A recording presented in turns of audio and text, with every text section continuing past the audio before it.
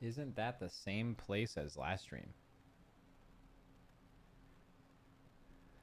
Buddy.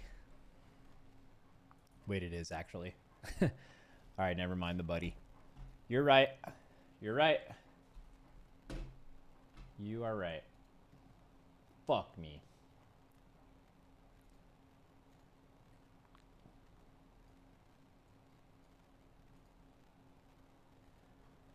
All right, what are you guys up to?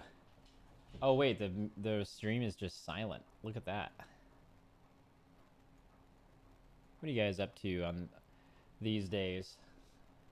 Anyone still retailing? That would be fucking crazy.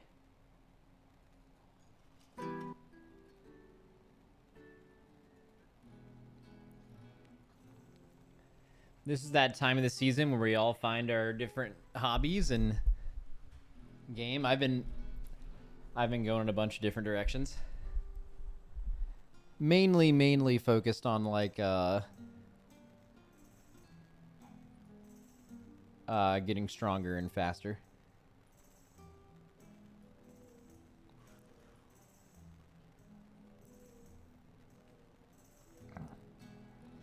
Why Crazy Hall of Fame just closed? Well, okay, I mean, so one reason to keep playing is that like your guild is still progressing, right? I mean, that makes sense.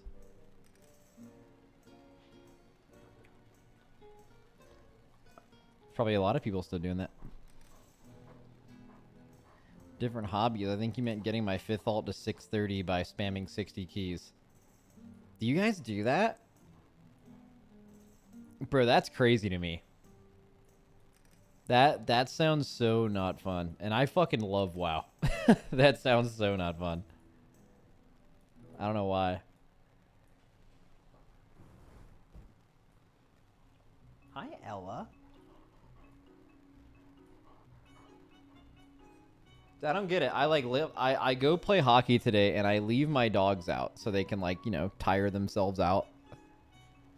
I leave my dogs in the backyard so they can just run around. I don't know what they do, but I get home, then they get so fucking hype, and then they start running around. I don't know if they were not running around the whole time, or what. Anyways.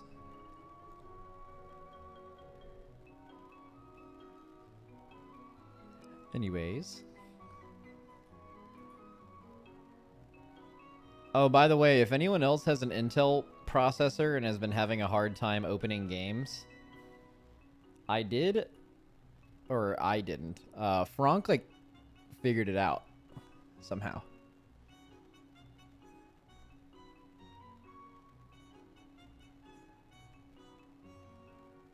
So that's good. If anyone needs that info, I have it. It's basically just install the Intel Extreme Tuning Utility. And then you're good. Imagine having Intel in the year of our Lord 2024. Fuck, guys. I don't know why, but when I got my last PC, I just stuck with Intel. I guess I was behind the tide. It is extremely evident to me now that AMD is, like, just way better for gaming. And specifically for WoW, I heard the new AMD chip is, like, fucking insane.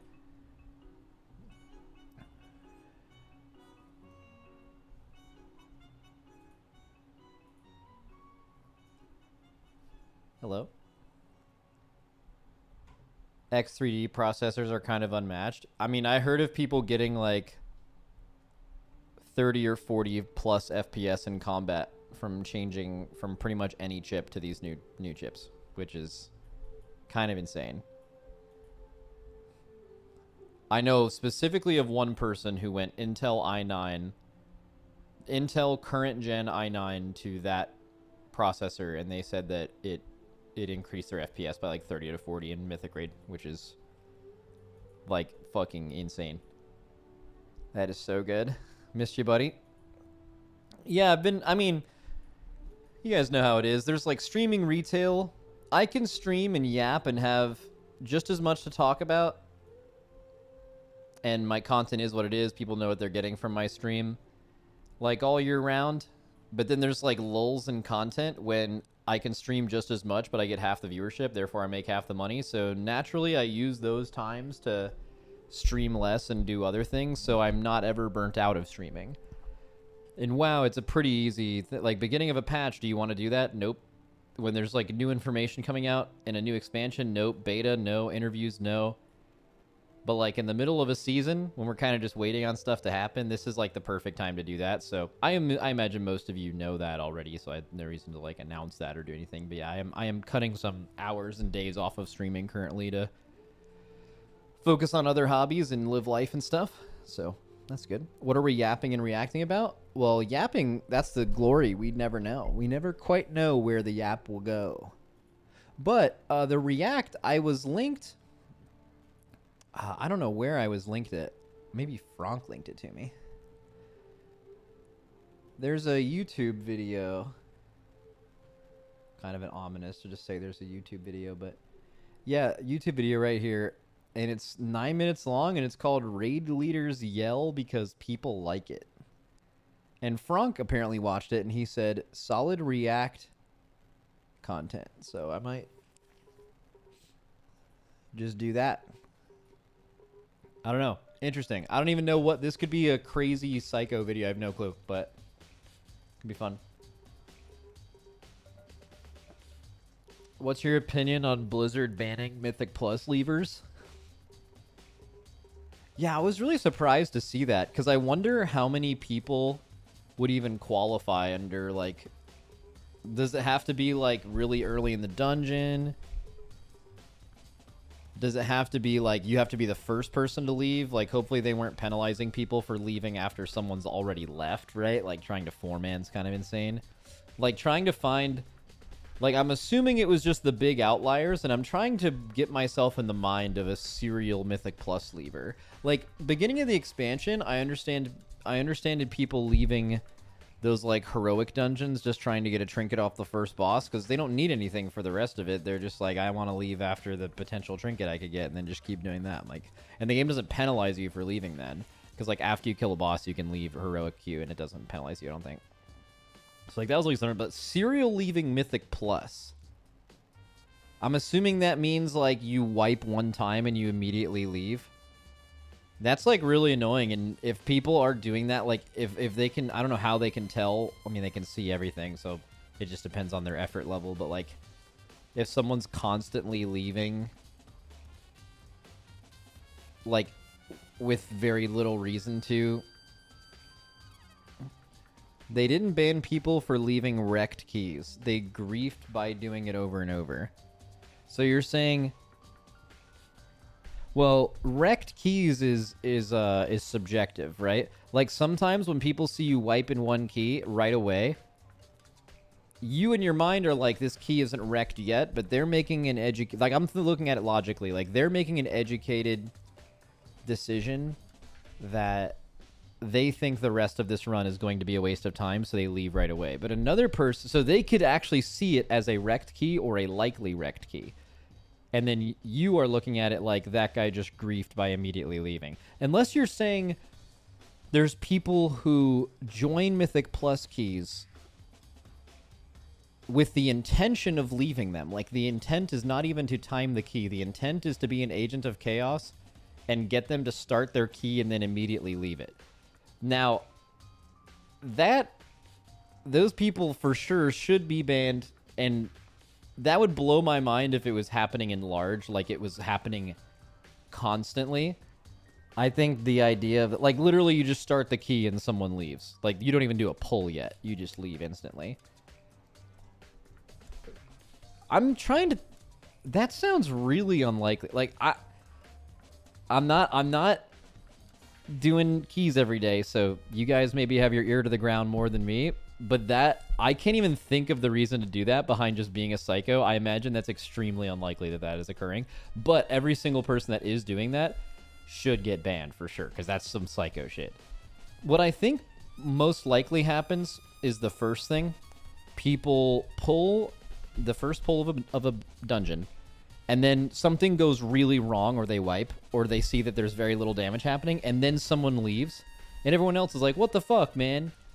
But that person didn't join the group with the intention of leaving, which is maybe what it looks like. They probably just joined the group saw that it looked like a rough group for the key level and then just decided to leave. Still fucked up, but it is infinitely less psycho than joining a group with the intention of just purely griefing the other people and then leaving on purpose to ruin their key. That's something that I imagine is like happens 1 out of 10 times, and 9 out of 10 times when someone leaves early, it's like there's at least some logic. I would hope, at least. This is being hopeful. I would hope there's some logic to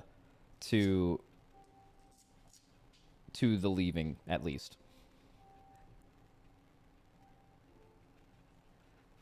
So I guess, I mean, first of all, I think it was like maybe one of the highest approval rating things Blizzard could have done, right? Just ban, like, here, like, I'm sure Wowhead made a post about it. Let's see if there's a Wowhead post. I may have even looked at it already, but I didn't look at the comments. Blizzard bans dungeon leavers. Here it is. Intentional griefers suspended. Okay, let's look at the comments. I imagine, who the fuck would be mad about this? Like, who's gonna be like, you know what? They should be spending their time fixing my fucking game. Like, no, there's none of those people. Like, pretty much every... Yeah, like, WW. Holy, this is amazing. What did they actually say? Today we issued gameplay suspensions to players who intentionally left Mythic Plus groups many times in the War Within Season 1. Okay. So, they, like, hit leave group in the middle of the run. That could be what this means. I don't think that means intentionally joined the group to leave it. Again, that's infinitely more psycho, probably way less likely. The sort of behavior we actioned was either without regard for the experience of their fellow players,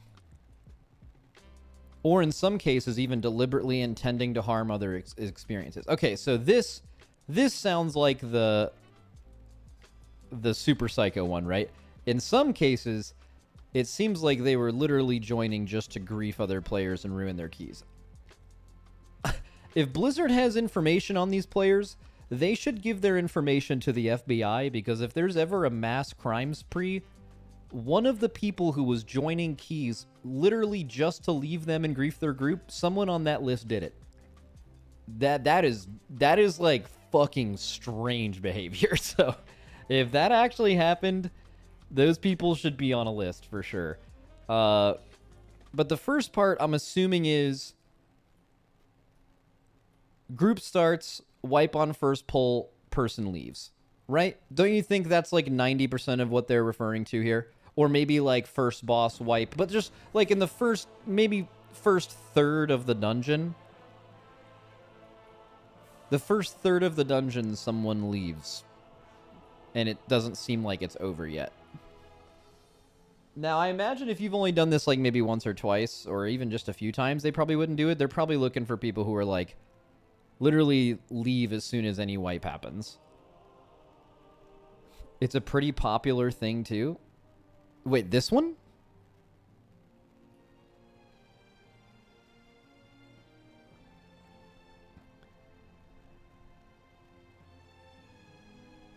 Oh, the leaving after the first pull. Oh, yeah, that's the one that's really common. The one that someone in the stream earlier was arguing was they said that it's common to see the second thing. And honestly, that I would assume most of the time people do the first thing.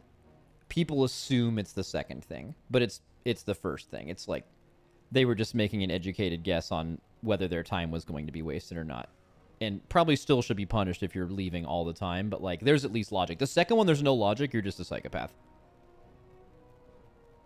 I don't play the game a ton right now, but I just, on a human level, like psychologically, I can't imagine a ton of people doing this because there's no actual gain for them. Most people do things to gain in some way. There's no gain here other than to like harass other players or to make other players' experiences worse, and that's actually like psychopathic behavior. That's being a psychopath or a sociopath. But like that's like really rare that someone would do that. Griefing is a gain to some people. Yeah, for sure. I'm just saying that those people should be on a list obtained by the FBI. That's all I'm saying. If something bad happens, it was one of those people. Okay, this is detrimental to the community of players. Yep. We understand that occasionally... Oh, I got a call in a second.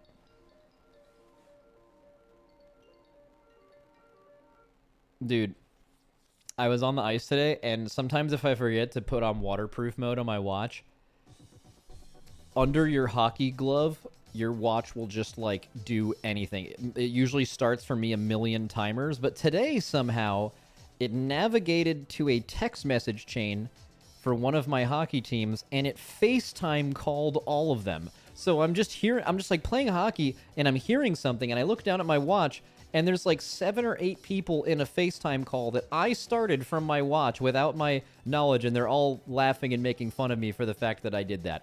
That happened today.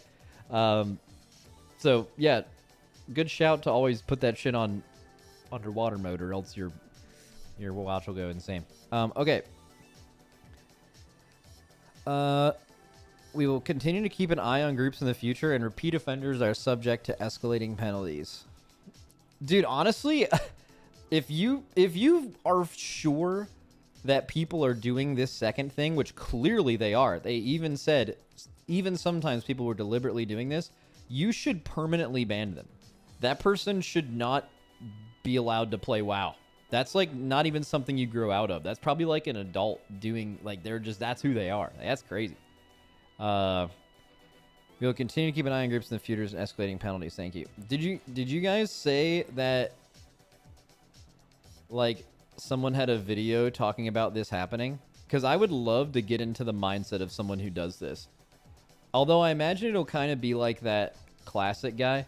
You guys remember that classic guy who like played in hardcore and he like tricked these people all along to the 5th Horseman or whatever? The guy who like wiped them on 4 Horsemen and killed all their hardcore characters?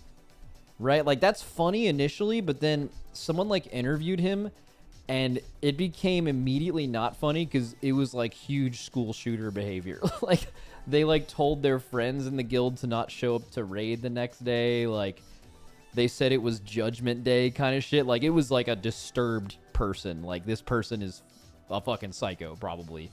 But the initial idea was like, oh, it's funny. Someone actually committed to doing that. But like, yeah, of course someone would only commit to doing that if they're a fucking psycho.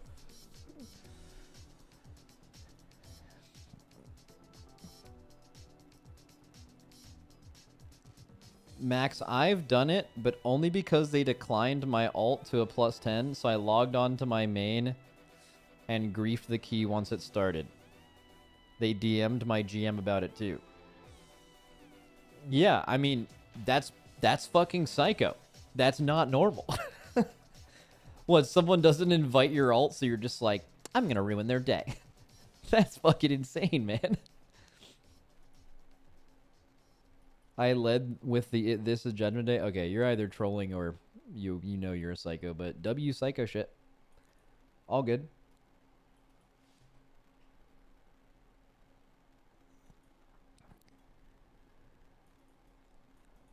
Yeah, so I did hear about that. That was cool. I don't know if there's been any other news since apparently yesterday they announced the actual dates for Plunderstorm. And apparently it'll be, what, like 4 to 6 weeks again? Which is good. God, I cannot wait for that, man. That sounds... Oh, man. Those are going to be some all-day, everyday streams. Are you going to play PoE 2? Yeah, I will. I mean, I have a sponsored stream to play it the day it comes out. But, yeah, I would like to really like the game and continue to play it all the time. That would be fantastic. I don't know if that's the case. I never really got into PoE 1, so maybe that won't happen there. I'm not sure, but I will certainly be giving it a try.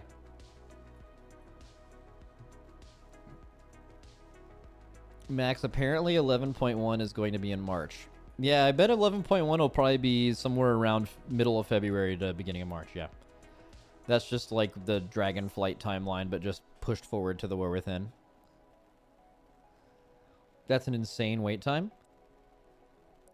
It's historically about as fast as a patch can ever come out. Like, ever. And, like, from a 0.0 to a 0.1, that's, like, about as fast as that ever goes.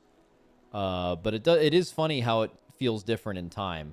Like, the time from a 0.0 to 0.1 used to be, like, 7 to 8 months, and now it's, like, 5 to 6. But it still feels too late. Which is interesting. Like, what if WoW could hire enough people to do exactly what they do now, but just push out content 2 months faster? That would actually be so nice.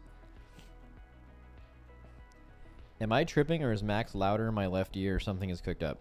Am I? Maybe I, like, fucked up a mic setting or something? I don't think so. Same for me. Dude, what the fuck is going on? My audio problems are so annoying. I thought it was my AirPods.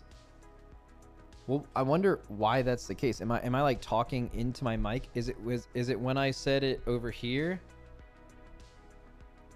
versus like on this side? Is that like changing it up? Is this some spatial audio shit? Like right now I'm just not speaking directly into my shit. I'm just like to the side kind of. I don't know if that's how mics work. Getting 1 guide. I'm definitely getting like 3 or 4 guide, which in my experience is actually it might also be placebo from the other guys. You're just panned left right now. It's not bad. Yeah, who knows, man. Mic balance is not easy fix. Like Frank is so fucking frustrated with my mic problems, which I understand because I am also insanely frustrated, but he has to edit around it.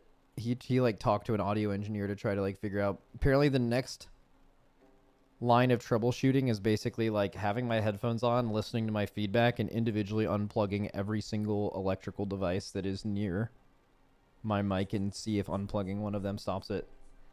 We'll be doing that after stream today.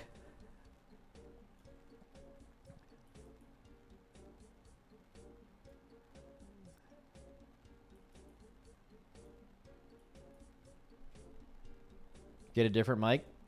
Oh, I've replaced my mic. I've replaced my audio interface, not only with one of the exact same brand, but just a different, like a newer one. I've tried 2 different other audio interfaces.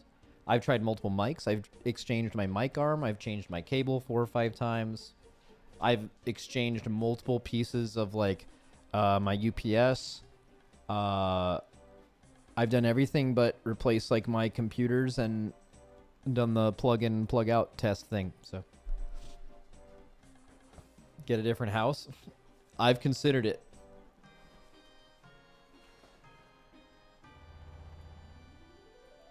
I've actually considered that. Not even making it up.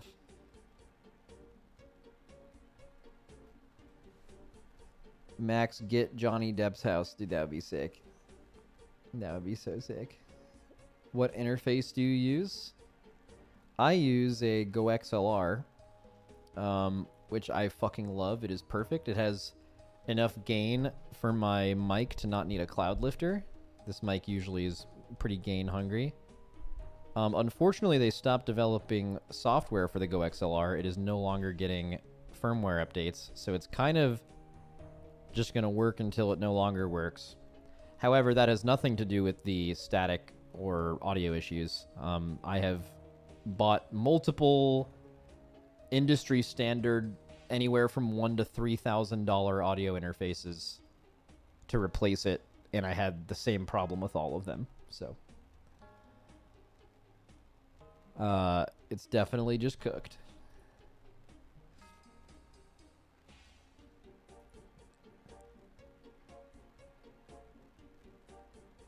Did this guy just say cloud lifter?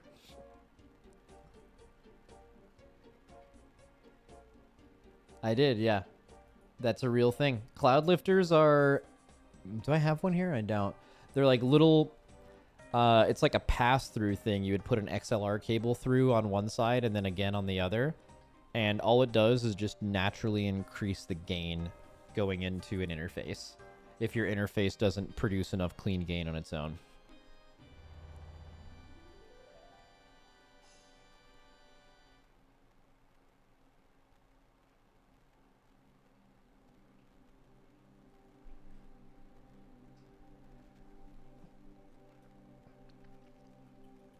Petition to make Valor Stones warbound. I actually feel pretty strongly that Valor Stones shouldn't exist. I don't think they need to be warbound. Like, I think in theory they make sense. It's a way to reward you for, like, playing the game in any way, either doing world quests or PvP, or, like, there's a reason to make it. But it doesn't really solve any problem. And I think it has a purely negative experience. The only time Valor Stones feel fine are when you have enough of them from playing the game enough to where you naturally have the amount. But every single time you need Valor Stones, and that is specifically what is gating you. And that's caused by multiple things. One of them is the cap, right? Maybe you don't need Valor Stones for 3 weeks, so you're just sitting at the cap, and then like you finally need some, and you need to like farm some again. But if there wasn't a cap, you would have just had enough. So the cap's an issue, but pretty much any time, no, not pretty much, like every time you need to farm Valor Stones, the system is bad because that is a purely negative feeling. So Valor Stones are either something you ignore or feel bad about. There's never a time where it's like, holy shit, I just got so many Valor Stones. In fact, when you have to target farm Valor Stones, there's no good way to do it in the game. They nerfed all of the really broken ones, and the best thing to do is like some Radiant Echoes or like doing dungeons. Like world quests are terrible for Valor Stones. Like it's like, dude, if you ever need Valor Stones and you're doing a world quest for Valor Stones, it should give you like hundreds of them, not 20. You know, like you should, if you're ever having to target farm it, it should be quick and sufficient. I don't know. But this isn't a hot take, by the way. I'm not breaking ground here by saying Valor Stones shouldn't be in the game, but you know that feeling, man. That feeling of having every other resource you need but no Valor Stones is pretty dreadful.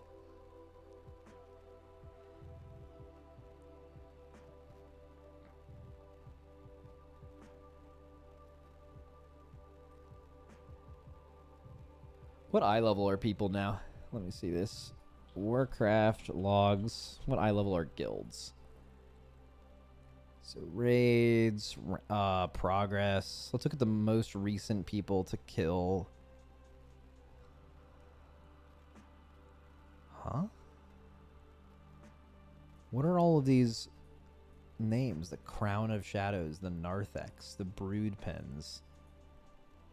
Is that like the part of the dungeon? Is that what it's called? I've never even heard of that ever.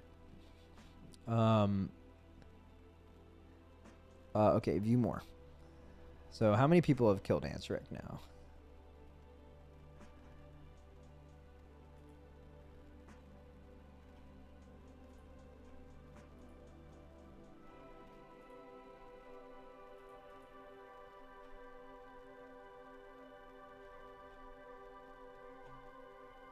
Wait, is this the people that are on Queen Ansarek or have completed it? So there's 300 guilds that have killed it? That's insane. 341. All right, so when was the last US guild to kill it? A guild called Myth on Frostmourne. They were what eye level? Guild eye level of 635. I'm surprised it's not significantly higher than that. Shouldn't you be like, even if you were just like crafted every piece, nerfs were big? No, I'm not saying it's surprising that the eye level they could kill it. You could kill it with way lower eye level. I'm surprised that people's eye levels aren't like capped out at this point.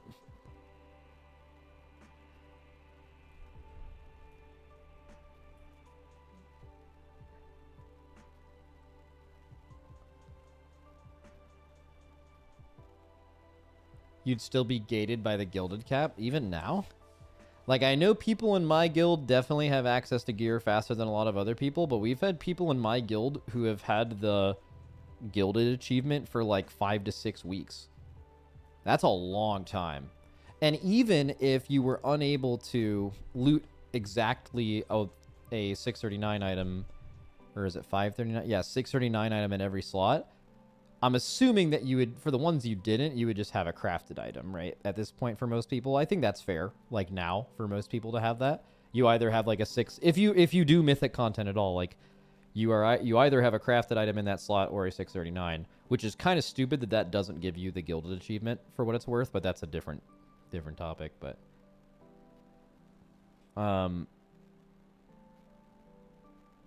Max, people in your guild min-max crests better due to your analysts. Yeah, well, that... that I never disagreed with that. Also, a lot of the crest stuff is not done by analysts. It's done by the player. Some is, though. There's no min-maxing crests. Yeah, there is. It's usually early on in a patch, though. Like, for example, here's like a very simple version of min-maxing crest. Let's say you're entering Mythic for the first time. We're about to kill 4 bosses. You don't want to spend your crest before that because you can kill the 4 bosses without it, and then maybe you get a Mythic piece, then you wouldn't have to spend some crest on a heroic item. And then, like, now we're on Mythic... And now we're on Mythic Nexus Princess. We kill it world first, but as we're killing it, we still have some crests we could spend on some people that could upgrade a heroic item 3 more times. But they're like, we're thinking about our eye level on Ansarek. So we're like, okay, can we kill this boss without this upgrade? Yes. Okay, let's try to do that, because if this piece drops, we'll save like 45 or 60 crests across our raid. If that piece goes to this specific player. Right, so there's some like pretty high level min-maxing broad decision making being done across the raid, mostly by Bubba, to figure that kind of stuff out. So that's what min-maxing crest means. What is it? Lol, regular people aren't doing multiple Mythic lockouts per week.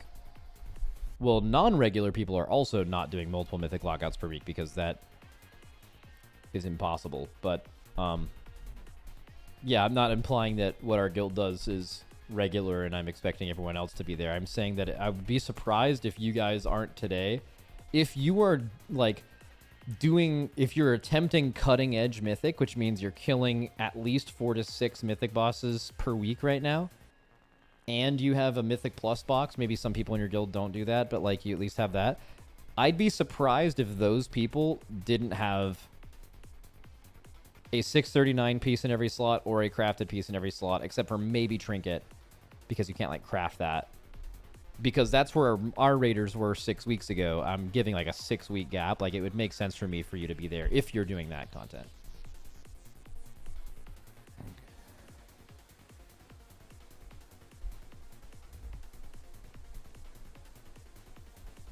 Vault luck sometimes, no upgrades for 3 weeks.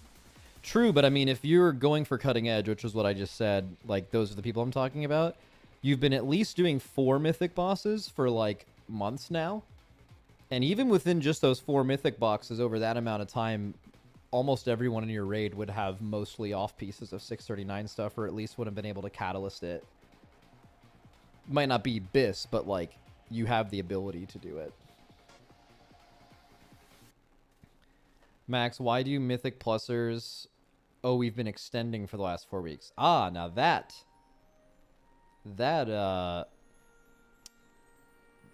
makes a lot of sense if your guild's been extending. However, I heard that this wasn't really an extended tier. I actually asked this question a couple weeks ago, and I said, like for example, Aberrus was a huge extend tier.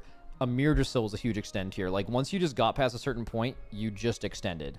And we thought it was because of the crest system, but then I asked about that this patch, and like a vast majority of cutting edge people said they were still re-clearing. That may have stopped now, but like it was not a hard re-clear once you've done these bosses for the first time.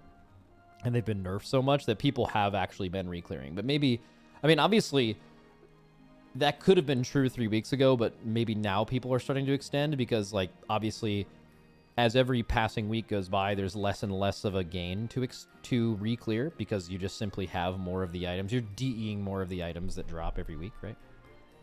Also, you're getting more and more of a stacking buff, which makes your re-clear gear not as relevant as progression time.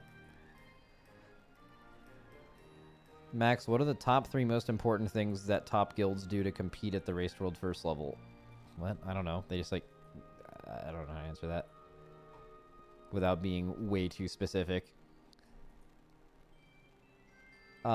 People extend past Court now. Well, isn't that because Court, I think, takes longer to kill than Ansarek now? Am I making that up? I heard someone say that the other day, but maybe they were making that up. I heard that Court is actually harder now because they nerfed Ansarek so much. So that always makes sense. If you ever run into a situation where an end boss... It still says it takes longer on WoW, on prog stats, but also this is including a lot of information, including kill dates dating all the way back to, like, it looks like the beginning of October. But you can tell that whatever nerf they did here in like the middle of October, like fucking turbo skyrocketed kill rates. So if you cut off these 2 weeks, I bet the progression time goes down a lot.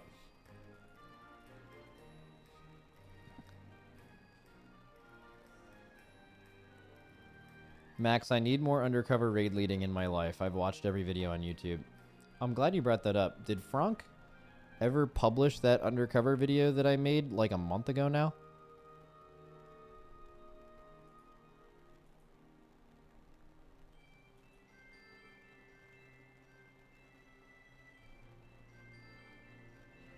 He did not.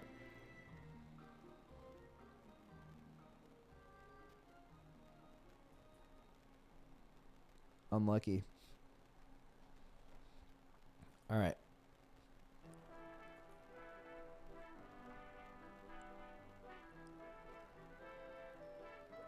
Max, did you see the OnlyFans drama with Soda and Summit about the guy who cheated?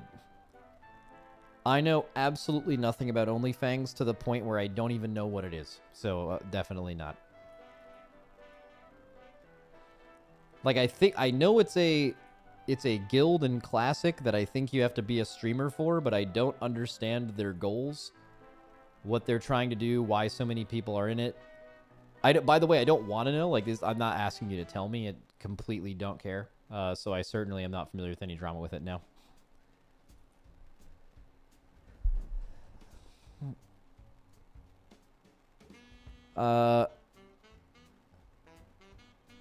Max, if we're just yapping, I've got a quick one for you. Do you remember that guy Scuba from Duratan?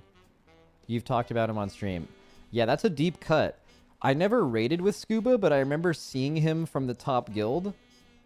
Like, way, way, way back then. Like, I want to say he was like a holy paladin in like ICC or some shit. And I remember looking at his gear and I was like, damn, that guy's a fucking beast.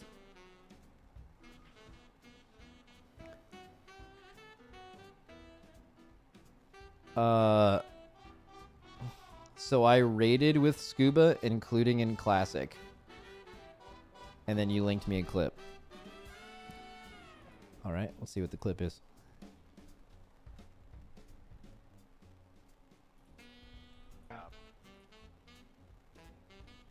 Okay. I don't know what's happening. We win. Shield wall's falling off. I don't know what I'm looking at here. Rogues get rid of the Evo tank this last bit. Kill that motherfucker. Oh, who was 1%. Just kill him. Just kill him. Just kill him. Who's bad? Get it. Hell, I ran up here. Spam cast.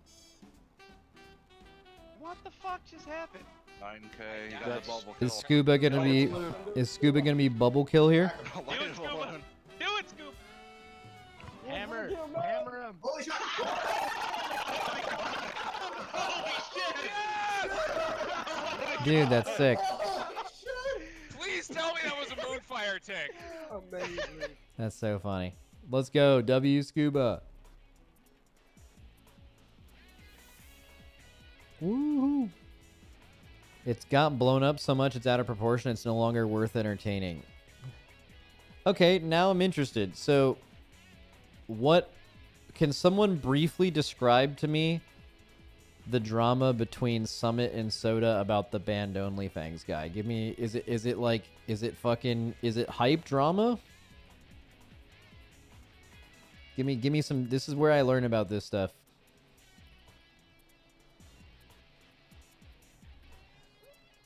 No, it's lame. It's dumb. Okay. Soda was being a massive baby. Okay.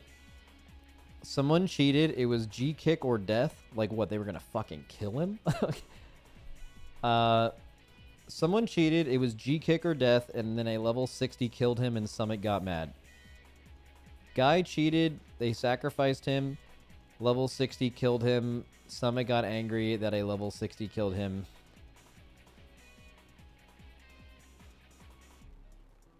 Okay, I mean, it sounds like all you guys know about it, which at least is a good thing. It sounds like that shit's popping off then, because, like, why the fuck would you... It doesn't even sound like a big deal, but the fact that you all know about it means that people are paying attention, which is sick. Someone cheated, used the auction house, which is against guild rules. They sentenced him to PvP 10 minutes with a bounty, and then a level 60 killed him. Yeah, that doesn't... Why is there drama? That sounds like... Alright.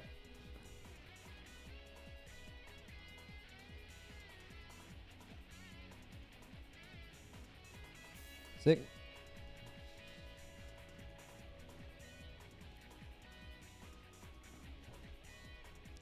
How often does Max proc and read YouTube chat? Dude, I have interacted with YouTube chat like 3 or 4 times a day already. Why are you guys doing this right now? Come on. Come on, man.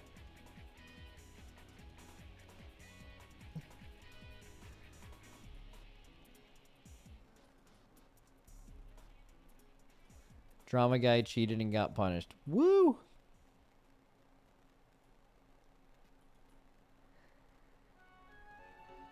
Then explain what extend means. Oh, someone asked this in Twitch chat too. So what extending is in your Mythic lockout, you kind of have to like do all the bosses or none. You can't like hop around to different bosses like a heroic one. So typically what guilds do later in a patch cycle is like what would happen if you didn't extend is like Tuesday or Wednesday if your EU would come around, and then you would like start your raid by killing all the bosses you've killed before and then going to the boss you're progressing. What extending means is that Tuesday or Wednesday comes around, your raid leader hits extend lockout, and then you guys all zone in, and you don't have to re-clear any of the stuff you've done previously. You just start at the boss you're already progressing. The benefit of this is if you don't raid a lot during the week, you can spend more time actually progressing the boss you need to kill. The downside is you lose loot from re-clearing. But like at a certain point in the patch, you don't actually get that much gear from re-clearing. It takes a significant amount of your total raid time during the week, especially if you're raiding lower hours. And now there's a stacking buff in the raid. So like there's a certain point to where gear helps you kill a boss. That stacking buff makes the point where you no longer need gear to kill it happen earlier, as well as you just have the gear at this point to kill these bosses. So sometimes it's just a decision. I mean, in my opinion, it makes sense. Like, some people may not like it, because for a lot of people, maybe your guild's ranking or how fast you kill bosses doesn't really matter as much to you. You enjoy logging in and spending time with your guild when you raid. For you, you just want that sweet loot. Everyone plays this game for different reasons, and it totally makes sense that they would want different things and like different things. So a lot of people don't like re-clearing if it's for that reason.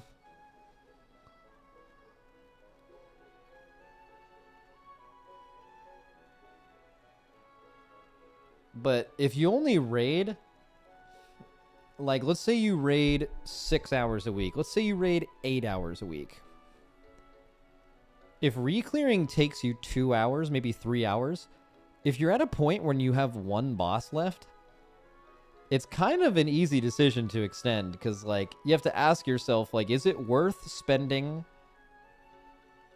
30 to 40% of our total progression time this week re-clearing bosses we've already killed to get like very not even noticeably stronger, and more specifically get gear that doesn't actually help us achieve our goal at this point?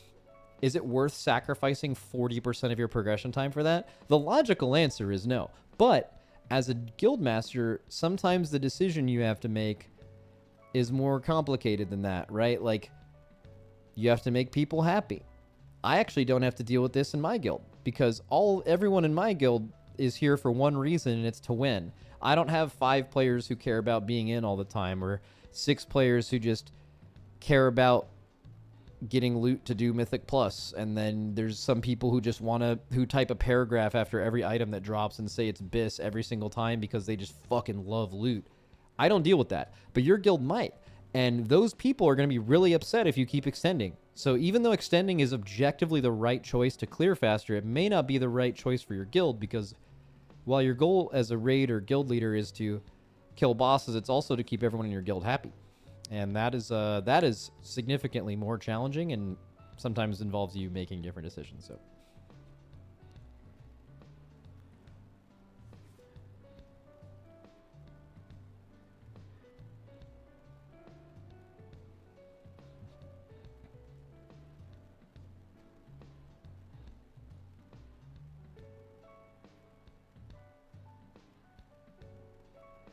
Max, there's no way you don't have players who care about being in. I remember during Sofo, one of Echo's rogues tweeting about how crushed he was that he didn't get 4-piece. Yeah, we actually had a rogue in our guild who didn't get 4-piece as well, James, in that first week. So, when I say they don't care about being in, like, I think if you're a competitor at this level and you've gotten to the point of being invited to a guild like this, you love playing the game and you would always prefer to be in rather than to be out. But you have 30 players, which means 50% of your players can't be in at any time. It's just part of what this is. I'm not saying that they don't want to be in. That's like saying a professional basketball or football player or something like doesn't care if they play or not. Any competitive player wants to be in. That's just, of course you do, right? No one wants to sit. But when I mean no one in our guild cares about being in, I, as the person who runs this guild, have never had a conversation in the last like 3 or 4 years that has involved someone complaining about not getting enough raid time and me having to like console them or deal with that. That doesn't happen to me, where I bet that happens all the fucking time in any other guild, because there are people who are doing that. I would say like people that exists for people, but it's also logically not a problem because of the amount of people that we have and the amount of people that can be in, that someone has to sit. The only time people would be upset is if they felt like someone was in ahead of them that wasn't a better decision. Either their class wasn't better or they weren't a better player than them. But I think we make those decisions really well and they trust us to make those decisions well, and that just isn't a common problem here. So I would say people care about being in, but they care about winning Race to World first way, way fucking more. And it's probably true that your guild doesn't look at a rank like we look at World first. So it's your personal reasons for playing the game maybe trump that and become a bigger talking point or something you have to deal with, where that is not true here.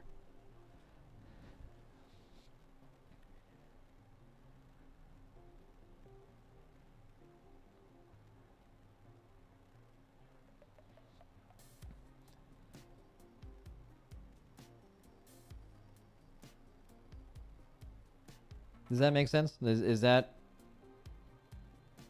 hope answer your question, I guess?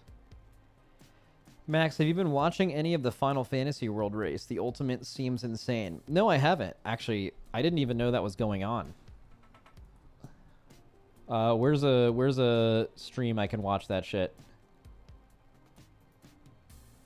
Arthars? He usually has a big pop-in stream for it. But you actually... I can do a run where I'm not allowed to reload. Like, okay, is like the best team in the world streaming this? I'm not watching Echo shit, guys. Ain't no way. Parad.lol. Alright.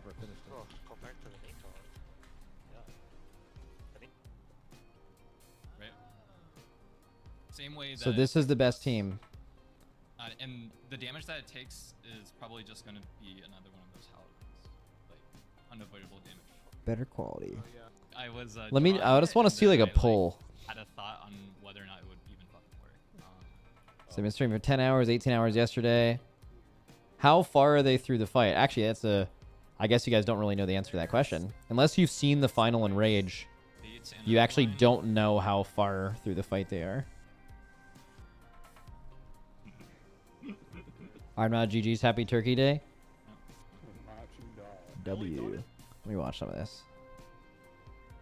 I've rated in Final Fantasy a bit. I had a pretty good time. I did all the savages in the game up until the first tier after Eden. So I did all of Eden, and then I did the like 1 through 4 after Eden, the first one in Endwalker, and then I've done all the ultimates up till Endwalker. So I think that's just 3 of them, right? Isn't it just Uwu? Unironically, one of them is called Uwu, Ucob, and T. I've done those. We did T really fast, too. T was fucking fun. Okay, Max, are you doing anything for Thanksgiving? Actually, no. I'm not. I'm alone. I guess I could order like a turkey sand or something. Sandy turkey sandwich, maybe. Go crazy on them.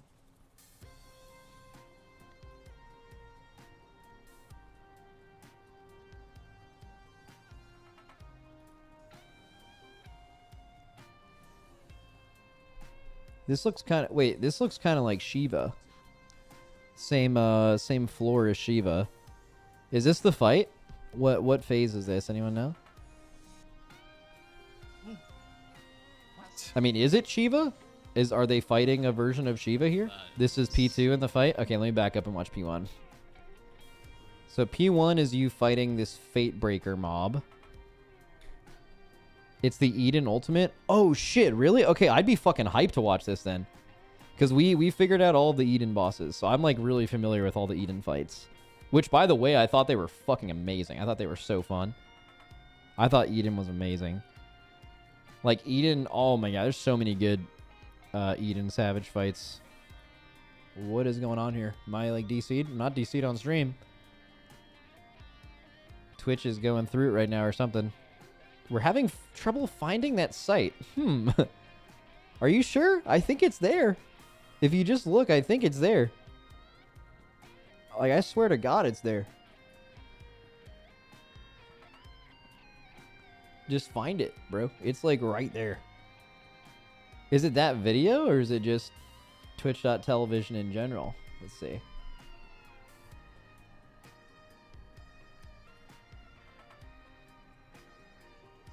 Maybe IP banned from all of twitch.tv. All right, we found it again. We're good. Okay, so they do some shit here. And this looks like a mixture of... This looks like the E5 boss, kinda. Little thunder going on. I don't remember that guy's actual name, though. His name wasn't Fatebreaker. This is like a different guy, but looks like he has some similar vibes to him. Looks like an alternate soak and not soak. Big tank buster. I think, unfortunately, tanking in this game is dreadfully boring. You just, like, get a tank buster, you use hella CDs for it. You get another tank buster, you use an invuln. Like, you guys think WoW tank mechanics are, like, pretty stale? Final Fantasy is, like, 1-3. peak similar all the time. Okay. Oh, so this is cool. This is kind of like E6 with, like, the dueling fire dragons and shit. Oh, no, that would be, like, Emerald and Fire. This is actually sick. I should have been watching this because this looks like it's similar vibes to the fights that I've done. Okay. Some pillars. They go to P2 and now they're doing Shiva. Okay, let's see how similar this is to Shiva. I mean, this looks like pretty much the first mechanic that Shiva does. Not this. This is definitely Diffy. I mean, kind of similar. You, like, put those things out there. And then there's, like, the little stars. I mean, this happens. It's just less complicated in the Shiva fight.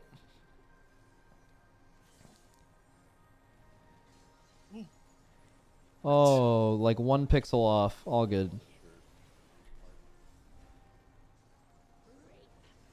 Okay, Scythe Kick was the mechanic she did. Oh, dude, this is cool. This is like a throwback.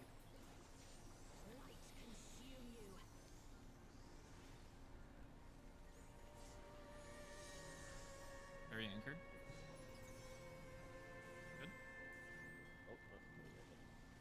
Wait, do they do like a... What was the crazy Shiva mechanic? Attack forward. Wait, what am I looking at right here? Was it called Lights Rampant or something like that? Apparently it was something that was like really common in the Pug Finder to be like Group Finder to be a big problem. Our Lights Rampant solve I think was really weird. Apparently the people who were watching us said it was like really close to what a really common Pug strategy was, at least early, but then like it had this really strange alteration at the end which was part of another strat.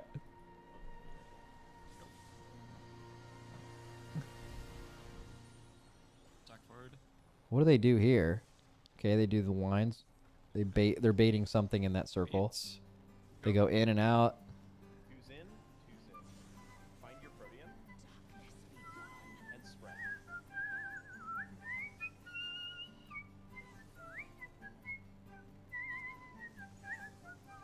Bit on the high side. All right, where are they at? What are we doing here? Okay, some kind of intermission. Is this P3? Or is this still P2? Okay, they do the crystals. That's the paladin ability. right? So they have a paladin tank. I think that's like a paladin get behind me kind of shit. Bro's frothing at the mouth at the size. We're Numa.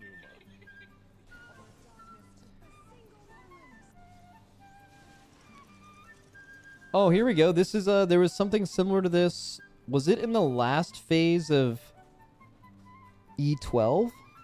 Top of my head?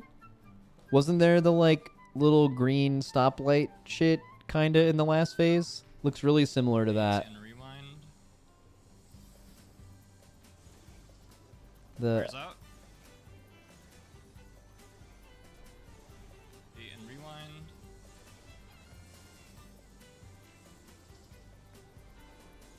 Where's out?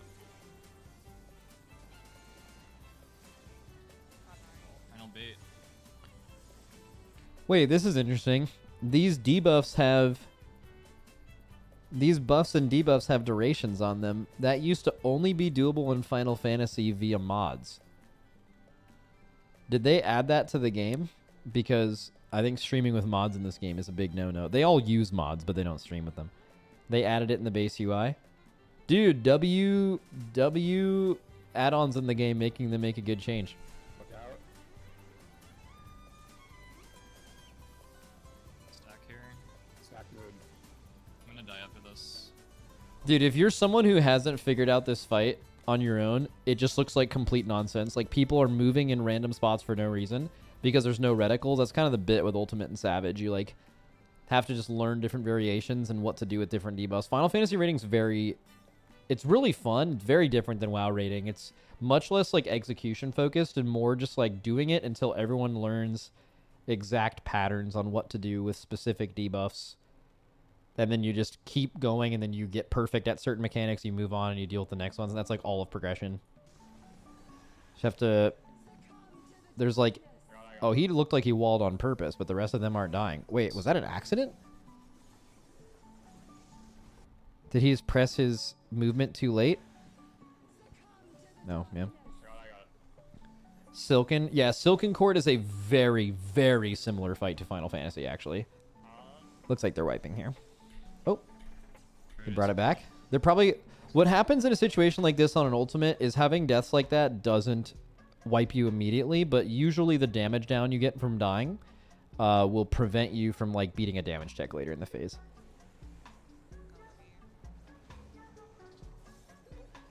Brutus sprint. Go.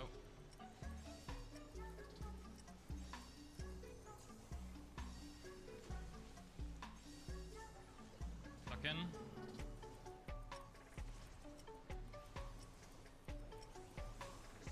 They have a good caller, whoever this group is. Yeah. Did I never orient in Earth? Is that what happened there? Yeah. Yeah, It must have been. I can. Oh, did some of them get MC'd? Yeah. that Oh, they're would walling. Suck if it's like easy to change. All right, that looks fun, though. That's cool. This is actually an ultimate that I would actually enjoy watching because it's an ultimate that is being done based on the Savage fights that we spent the most time doing, so...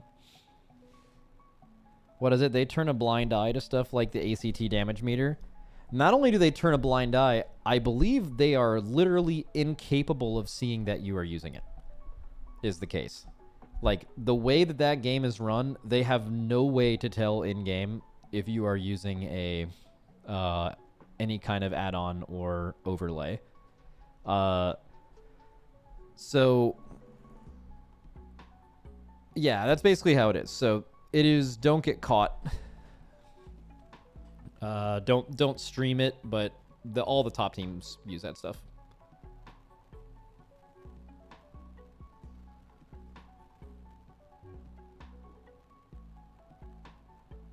Anyone comment on how similar Lost Ark is to this in terms of mechanics? Lost Ark is like a mixture between Final Fantasy and WoW, I think. More Final Fantasy for sure. Lost Ark has amazing raid content, by the way. If you like raid content and you had a few players to play with, and you had 3 or 4 more hours a day or a ton of money to not spend that time every day, Lost Ark raiding is fantastic.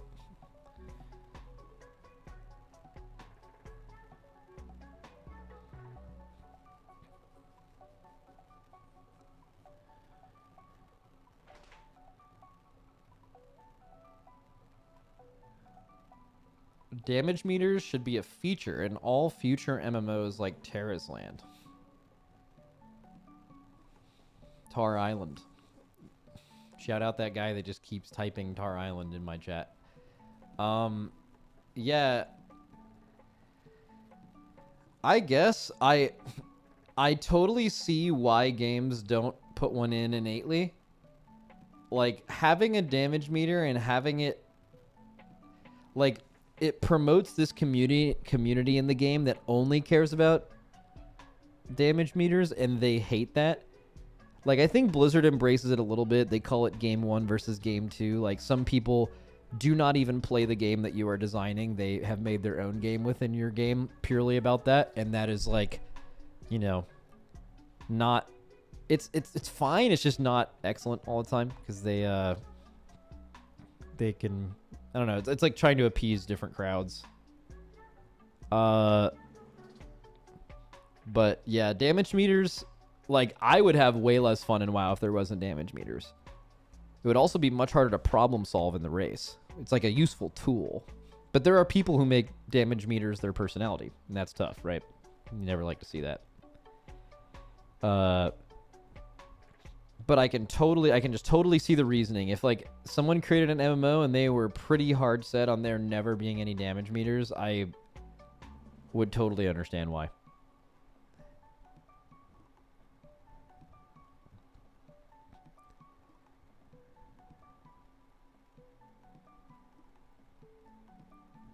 I don't know if I'd do it in my game, but I understand the thought process.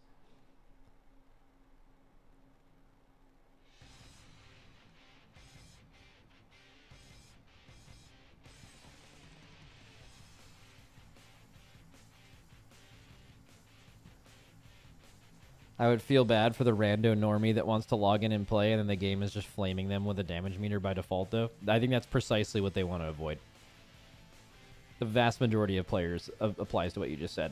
But the problem is, someone who actually wants to get better, damage meters are a fantastic tool for doing that. They are objectively helpful. But a lot of people would love to play WoW or any other MMO and never think about that ever, and it being presented in front of them gives them anxiety and makes them have to think about something they don't want to think about.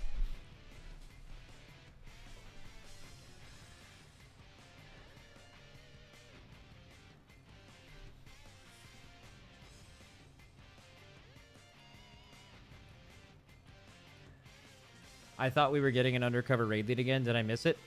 No, it's been done. I don't really know why it's not updated. I can inquire right now.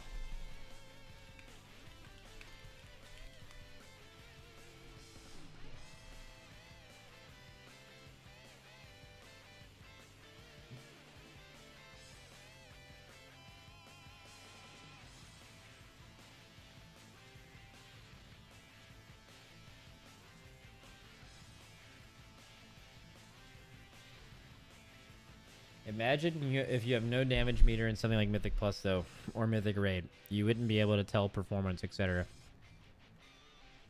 Yeah, no, you don't have to convince me of why damage meters could be good. I understand that argument.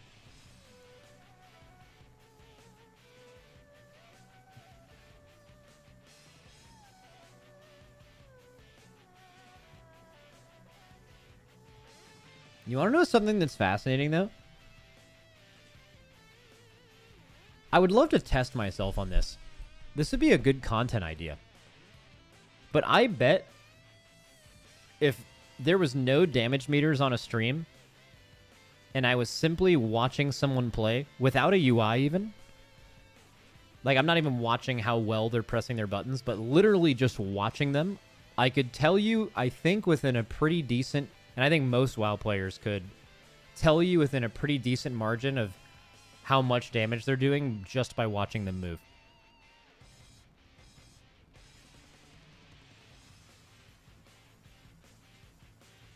That would be a really good content idea, I think, actually. Get a bunch of different POVs, no damage meter, and have to guess. I wouldn't, because you wouldn't want to guess current damage numbers, because I actually don't even know what those are. But, like, guess relatively how good they are. I'd love to try that.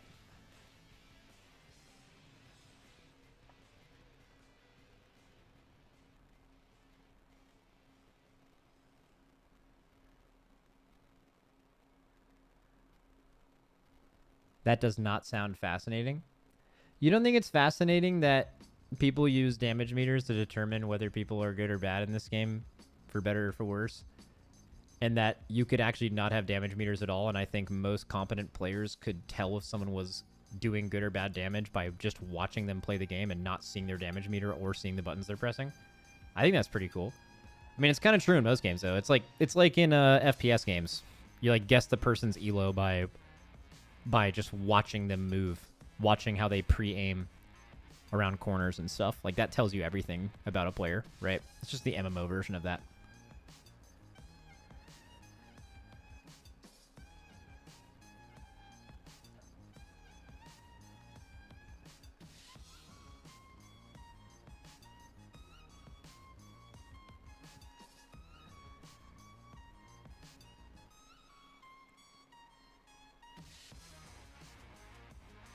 I feel like a lot of competitive things in WoW wouldn't have existed if it wasn't for people being competitive.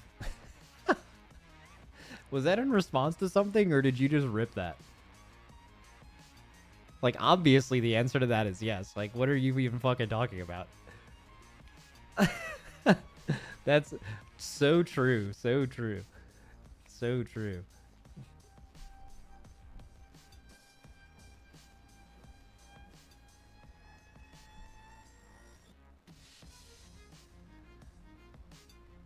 An absolute philosopher.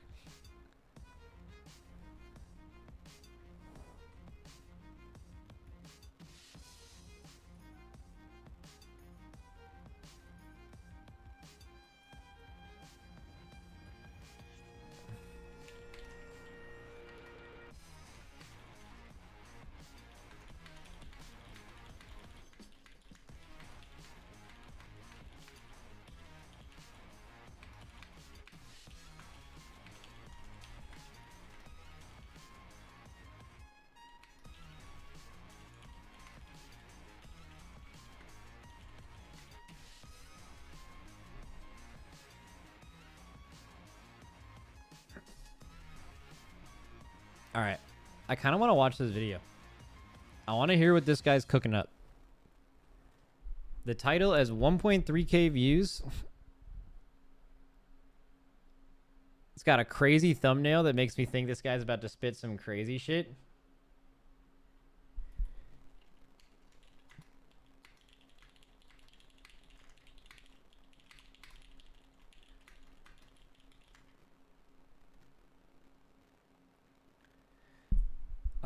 This guy looks rational. We're about to find out. Almost everybody prefers slightly toxic raid leadership. All right. We're 3 seconds into this video. 5 seconds. I don't know if that statement is true at all, but I'm willing to hear him out. Maybe he's going to go against the grain. I think most people would absolutely prefer raid leaders that are not toxic, just full stop. However, I could see a angle where having a raid leader who is willing to approach problems, which sometimes can come across as toxic because they are directly coming at someone, but at least you know it's being handled, right? Like, the alternative of that is, okay, raid leader's not toxic, you know, in quotes, because they're always nice to everybody, but in a way they don't really address any problems and nothing gets solved, and you don't really even have a raid leader. And that happens a lot, actually.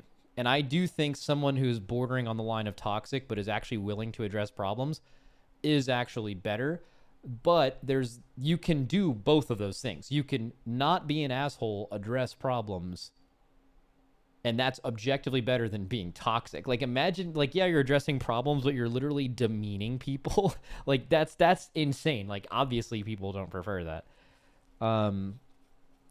But they do like things being handled, because in reality, if someone's like messing up in your guild and it's not being addressed, it's going to be addressed within the people. People are going to talk about it in DMs. They're going to talk about it after raid. Problems have to be addressed. If you don't address them right away, it's just going to be talked about behind the person's back. Right.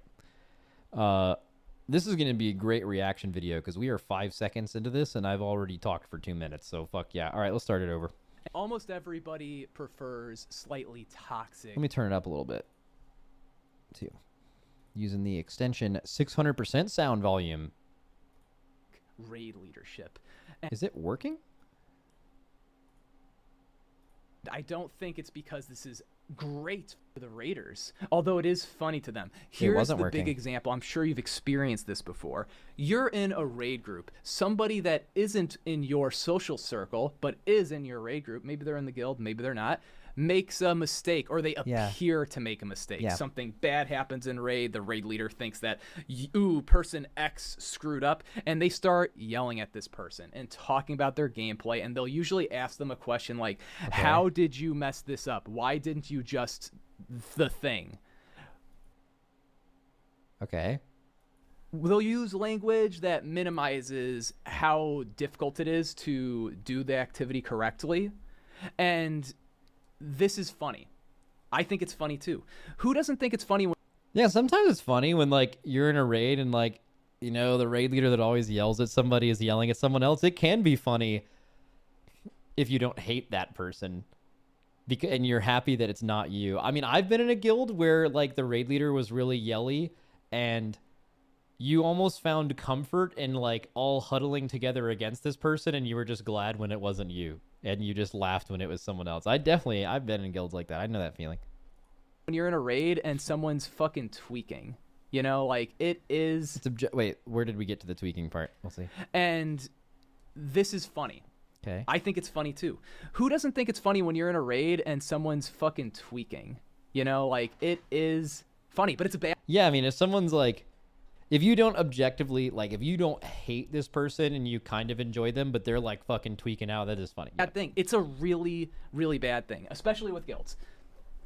Because every time you decide to publicly ridicule someone, even if they are being a fucking idiot, you do kind of reduce the respect everybody has for them. Yeah, you know, you're, like, picking at, like, the paint. But that's... Is the argument that that's good? On your beautiful like social group every time you go and try to shit talk people. I also think what could happen is if you're a raid leader that is demeaning someone and yelling at someone, I also think it's really likely that a lot of well-adjusted adults would also lose respect for you doing that. And most people like it though, and they're raid leaders. And now that I don't know if that's actually true. Most people like that in their raid leader. I think, well, people play this game for different reasons. If you're trying to like do really well, having a raid leader that's willing to address problems, even if they're more toxic, can sometimes be preferable over someone who's not willing to address anything. Because again, like we said earlier, that person's not really doing a job. So maybe in this person's experience, I prefer raid leaders like that because shit gets done, not acknowledging that you don't need to be toxic, yell, or demean people to be an effective problem solver. Like that is just not true. You absolutely do not need to do that. Think that the reason raid leaders do it is because it elevates your social status in your guild.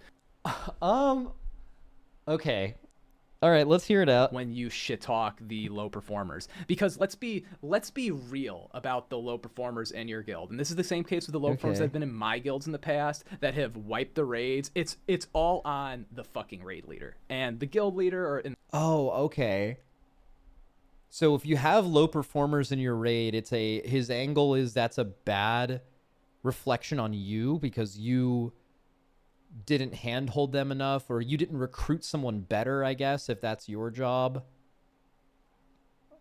So you feel like you have to demean them because you're so mad in the moment that these people that reflect your ability to lead a guild are making you look bad. I feel like that's a really unhealthy way to... When you're killing a boss, you're solving a problem as a group. The raid leader might have more responsibility, but they don't have 100% of the responsibility. That's like a really easy way to like really have a nasty relationship with the people who you are leading. I think that is taking an approach too seriously to leading. Like there's a lot of people that have responsibilities when you're doing a fight. Sometimes you could have recruited a great guild and you called everything and someone just fucked up. But then yelling at them because they're a bad reflection on you is like, that's like fucking weird. That's weird. That's really weird. I want to like back this up a little bit and hear a little more. I think this is going to be really a good react though. the recruit when you is because it elevates your social. Well, here's this first statement that's and insane. Most people like it though, and they're raid leaders. And I think that Don't the know that's true. reason raid leaders do it Why raid leaders yell at people, low performers? is because it elevates your social status in your guild when you, That I don't know if that's true. Why do raid leaders yell at people? Well, clearly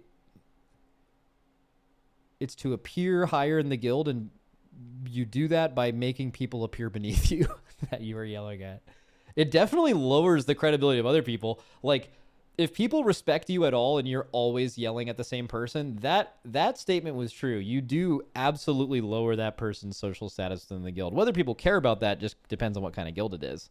But you shit. I don't know if it necessarily elevates you. Like if I'm raiding in a guild, not even just me, just someone like me, maybe a lot of people like you that are just trying to game and have fun, and you see someone in your raid, like you see another adult yelling at other adults that are just like doing fine, but they made like one mistake, and it's because they're really insecure about their leadership abilities, and like they literally see everyone's mistake as their mistake, and they're making me look bad, so I have to shame them. That's like embarrassing. That's an embarrassing thought, and any not idiot adult would immediately lose respect for you for doing that, or they should.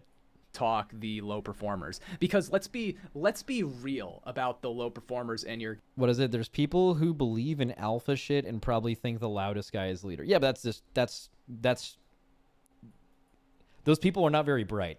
This is the same case with the low performers that have been in my guilds in the past that have wiped the raids. It's all on the fucking raid leader and the guild leader, or in the recruiters, mostly the raid leader, you know, that's usually what you can say. But like, if something bad happens in raid, maybe it's the raid leader's fault.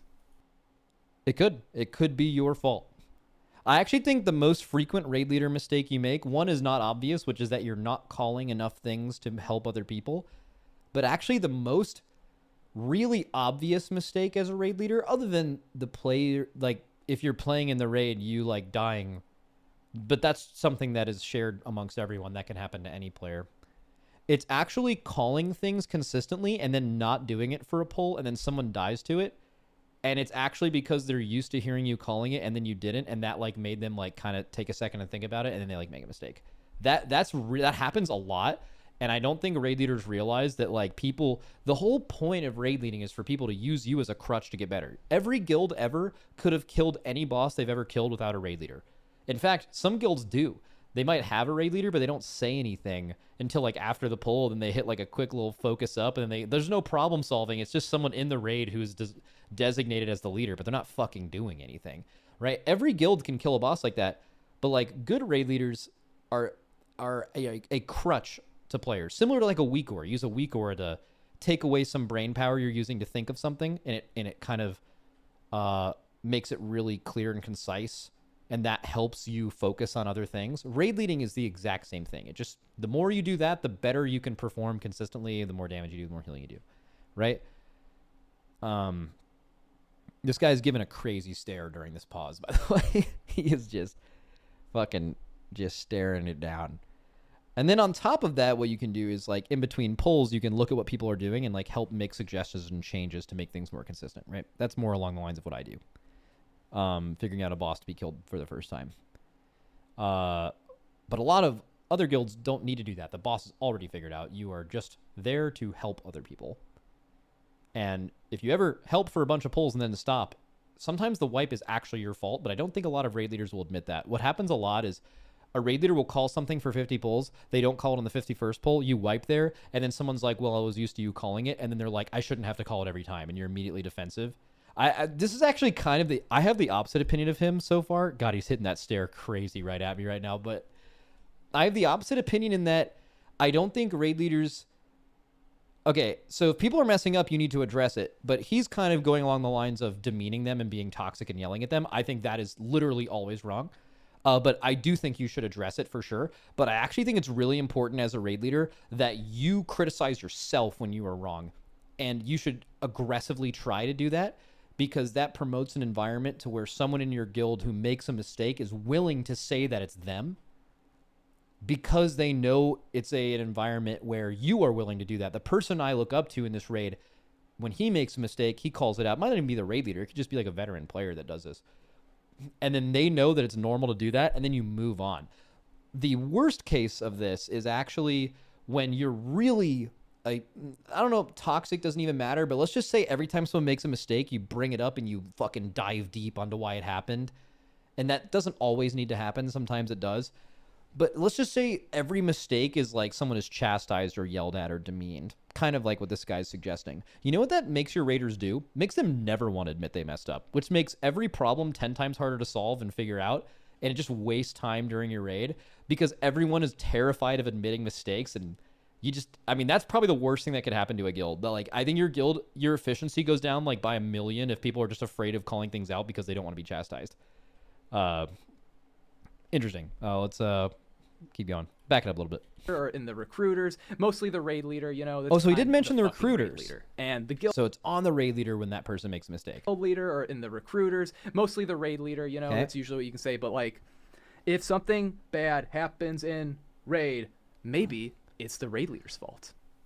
Even more so than the people who actually made mistakes.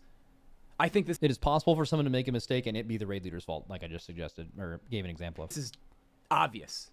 You know, when people mess up in my raids, I feel negative emotions because I'm like, okay, the outcome of this raid is associated with my perception of value in this group, right? So it's like, raid goes bad, I'm a shitty person. That is an extreme way of looking at that. That is, you do your best job of getting the best people in the raid and you do your best job of leading them, but you can do that and people can still make mistakes and that's totally fucking normal. It happens at this level and you just pull again and people learn from mistakes and you move on. Mistakes are fine. As long as like it's not one person dragging your whole raid down, which that does happen. People, what progression is people making mistakes until you're good and learning from them until you're good enough to kill the boss. Usually what slows you down is people's inability to identify they've made a mistake, which is where you sometimes need to call them out, but not yell and demean at them. Yell at them or demean them. Or like people not wanting to bring it up and you having to like figure out who did it. And then that just wastes time. It's like a 10-minute witch hunt. And people are still learning from their mistakes, but they're afraid to say them. It's just like really bad. Why is it muted? Scream at people. Like, raid goes bad, I'm a shitty person. All right? That does make me want to fucking scream at people. But... So, I mean, I know that feeling. Like, I've definitely, I mean, you guys have seen me during the race. Like, bro, when it's, like, super stressful and we're, like, hitting a lull in progression, we're struggling to kind of progress, we're, like, having some P1 wipes, bro, you can probably see a look in my eye where I'm fucking over it, right? And there is a part of me that I think is natural that, like, wants to get mad, you know? Or does get mad. Yelling is an insane thing to do. I can confidently say I've never yelled at a player because that's crazy. But I've definitely gotten frustrated. I think all of them have gotten frustrated too. We're doing stuff at a really high level with hundreds of thousands of people watching sometimes, and like it's just a stressful environment, man. Like it happens. But so the whole like I need to scream at people thing is kind of crazy. I want to back it up a little bit. I'm a shitty person. All right, that does make me want to fucking scream at people. But but I know that it's foolish.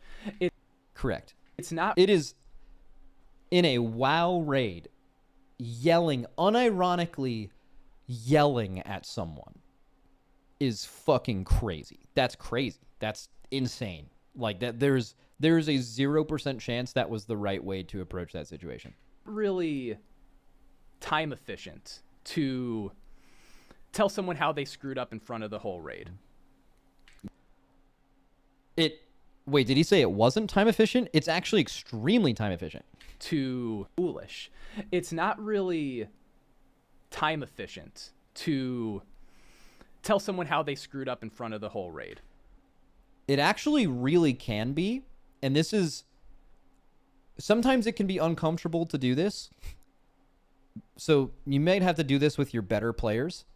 But when you guys don't see this during the race because I don't stream this, but like you'll notice when we're in between pulls, everyone in the guild is on their second monitor watching a Discord stream of my monitor, and I am going over what went wrong that pull in case there's anything for us to learn from it. Sometimes there isn't, and sometimes we just go next and pull again. But sometimes let's say like one of our better players makes a mistake that I've seen happen a few times, and I want to show everyone that mistake. Now, that person in our guild knows that's not me being like, hey guys, look at this fucking idiot. It's more like, do you guys see that decision he made when he like strafed left instead of like constantly moving right? That's actually something I've seen a few of you do, and all of you can learn from this mistake. Instead of doing that, we could pull for the next hour, and then a few more people could make that mistake.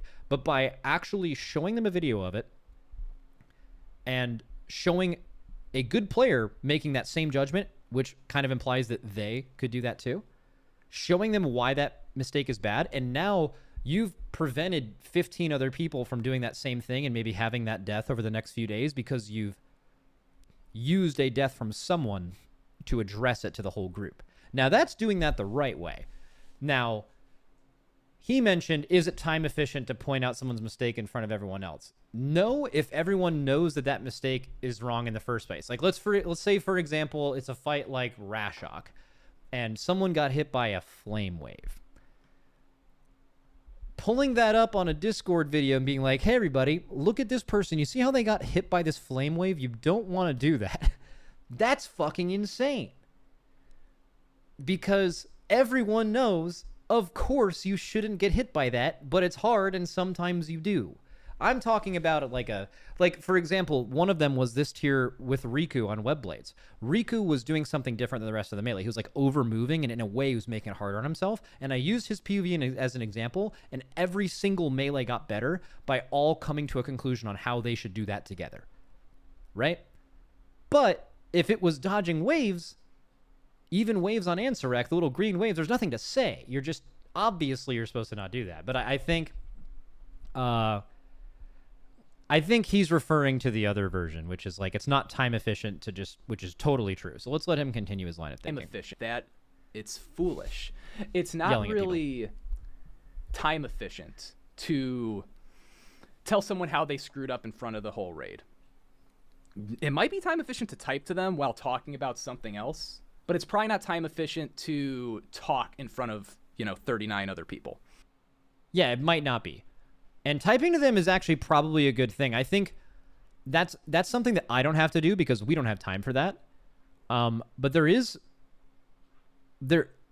value in just being like, after the pull, this is a good raid leader thing.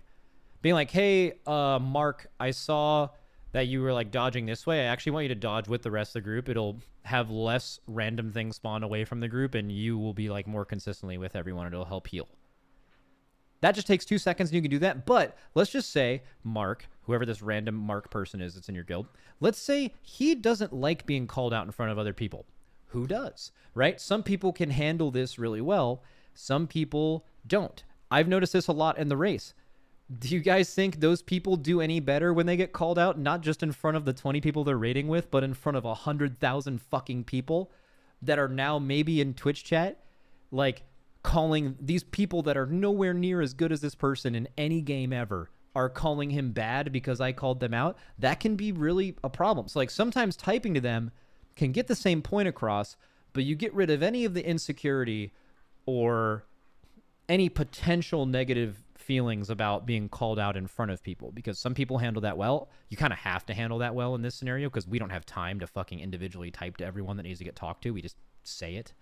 But in your guild, it absolutely could be solved with a good message. If they respect you and you give them that message, that might be a better way to handle it for sure. But I just want to point out that something that a lot of raid leaders don't do at every guild level. I actually did this when I worked with Slightly Tilted. I did this when I made that guild with a few friends in Dragonflight, Busy With Your Dad. And we cut out a lot of pulls on bosses because I noticed someone making a mistake that I remember our raiders making in progression. And then I'll pull up a video and be like, you did this, everyone watch this. You did this, I need you to do exactly this. And then everyone's like, oh, that makes sense. And then they never have to make that mistake. You just cut out 10, 15 pulls on the boss or something. You can't do that for every mechanic, but there's mechanics that like everyone can watch a video of you doing it wrong and doing it right, and instantly they just get it, right? And that's extremely time efficient. You just saved hours of pulls by taking 5 minutes and not pulling the boss, right? That just depends, though. So anyways, keep going. And I also think that you're not usually able to coach people in an environment like that, because really when you're when you're telling somebody how to do their fancy one-off assignment in raid that they have the chance to mess up, you need to be really careful about the language you use, because you should be implying things like this: it takes some skill to do. If you mess it up, it's not the end of the world. I really hope you do it right, but if you mess it up, this isn't going to permanently tarnish your reputation. Well, that's I mean, it's important that they know that, but that would be an extreme thing to say. Like, hey, I need you to do this mechanic. It's going to be really hard. Do you think you can handle it? I think I can handle it. All right, cool. It's going to be really hard. If you ever mess it up, that's cool. And he's like, all right, got it. If you mess this up, it will not irreversibly tarnish your reputation among all of us. And the guy's like, dude, I get it. I mean, I don't know if I want to do it now. Like, why is it so fucking deep? All right, anyways, I'm going to mess it up. It's not the end of the world. I really hope you do it right. But if you... And then here's the third part.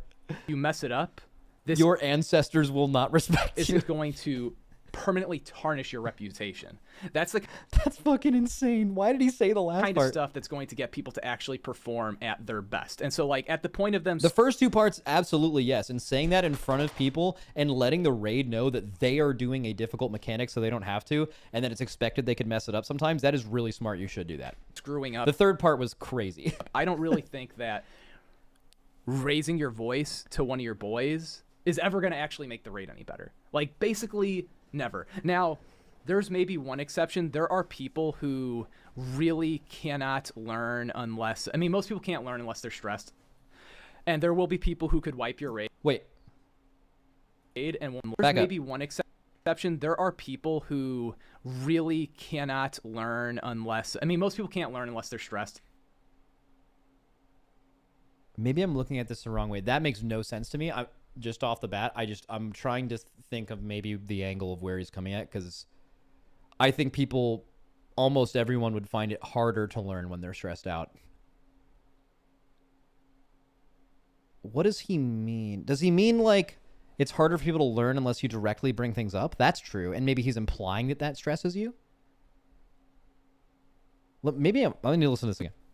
Raising your voice to one of your boys is ever going to actually make the raid any better. Like, basically, never. Now, there's maybe one exception. There are people who really cannot learn unless... I mean, most people can't learn unless they're stressed. Maybe there's someone who can't learn unless they're stressed, and he stops saying that, and he goes, most people. I think that's not true, the most people thing. But maybe what he's referring to is some people aren't going to get the point of what you're saying unless you specifically bring it up to them. Like, if you're just like, hey guys, fix this, and then like you're just someone in the background kind of just listening to that, you're zoning out, you're one of these people he's referring to, and then he's like, hey, Damien, that's your name, I need you to do this pull. All right, shit. And now Damien's at attention. Maybe he's stressed as a way to look. I don't know. The stress word is kind of throwing me for a loop here, but and then now you're like, okay, now I get it. He called my fucking name. Shit. Maybe I'm pausing at it too early. Maybe he'll clarify what the fuck he's talking about that. Let's see. Like, basically, never. Now, there's maybe one exception. There are people who... Well, keep in mind, he's saying there's one exception, but then he goes right back and says most people. So let's take this train of thought as if he's referring to it as the one exception, and I'll let him say the previous thing. Form at their best. And so, like, at the point of them screwing up, I don't really think that raising your voice to one of your boys is ever going to actually make the raid any better. At the point of making your raid more efficient or better, raising your voice at someone is not going to make the raid better. Okay, got it. Like, basically never. Now, like, basically never, that's true. Now, there's one exception. Some people need to be stressed to learn, but then let's just completely ignore the fact that he says most people need to be stressed to learn. Unless he clarifies that later, that makes no sense. Let's go under it's the one exception. There's maybe one exception. There are people who really cannot... He's going... This is perfect right now. And then... learn unless... I mean, most people can't learn unless they're stressed. False. All right, continue, though. And there will be people who could wipe your raid and won't feel any stress about it. And so maybe... Oh, okay. People can wipe your raid, but they won't feel any stress about it. But if they feel like that is going to impact other people, maybe they'll care more and try more. And there will be people who could wipe your raid and won't feel any stress about it. And so maybe yelling at them is actually the only way you could get them to then feel some adrenaline and learn from the situation. You got to kind of traumatize them a little bit. Okay, you have to traumatize it. So the raider doesn't look at their mistakes as a big deal, because if they wipe, they don't see it as wasting everyone else's time. But if you really fucking you get them to motivate them by fear, like, I don't really care about performing well for these other people, but now that I've been traumatized, well, I don't want that to happen again. So I'm going to try as hard as I possibly can. I think that can maybe work with a specific person for a poll. I actually think that's true. Because not everyone's like, when they're raiding, they're like locked the fuck in trying hard. They're just like having fun with their friends, right? But I think if you made that a habit and you made that what your guild is, I think it would be dreadful to raid there, and no one would want to do that. Like, it's not a general rule. He did say there's an exception. Sometimes there are people you just need to yell at. Now, I wouldn't say yell. Again, yelling at other adults doing a hobby for fun, absolutely insane to do that. But I do think he is right in that you can't treat everyone the same. Like, there are people in your raid that you have to, like, let them know that I'm specifically talking about you and I need you to change this, because they're not going to take general advice to the raid as something that is implied to them. And they maybe do need some extra motivation to, like, lock in because they're not locked in right now. And that's like kind of a general thing. I don't think it's something you have to always do to that person. But I definitely, there was a player I raided with, it was actually in limit, but like really early limit days. And like, they were just having fun. They were high as fuck. They were just in binds with their friends the entire night, and they weren't taking it too seriously. And sometimes we were really close to killing a boss, and they were kind of dying a lot. And like, you kind of just had to directly approach them, be like, dude, I need you to like have this not be a chill hangout for the next 30 minutes and like really try hard. And they will, and they'll lock in. And there is people like that. I specifically had a raider like that. So I think that's what he's talking about. The traumatizing thing is insane. I also just realized this guy has a green screen but isn't using it. What I assume is that he uses the green screen for recordings or his stream, but this is just like a ramble. Then he's like, fuck it, guys, I'm going live from the green screen. Anyways, keep him going. Maybe that's a thing. But, you know, anytime you've heard somebody screw up in raid and they're like, oh, and they sound like kind of nervous, like they say some random shit and they're like, oh, blah, blah is free, oh, like, I'm dead, like something like that. If you yell at people and they sound like they have any understanding that it's their fault, I just think it's fucking stupid shit for punks, even though it's like literally. Yeah, exactly. But then, so what he just said is exactly right. Like, if someone's like saying, oh, I died or whatever, and they're clearly acknowledging that they know they messed up, yelling at that person is for stupid punks, is what he just said. So that's true. But I could be wrong and maybe need to re-listen to it, but it sounded like he was making the exact opposite argument like 3 minutes ago in this video. But that's true. So let's just fucking move on with that. Maybe he's just like kind of just rambling a little bit and just letting his thoughts form as they come out. Everywhere, and everyone in your guild is going to be accidentally begging for you to do shit like that because it is entertaining. Does he have 2 hoodies on?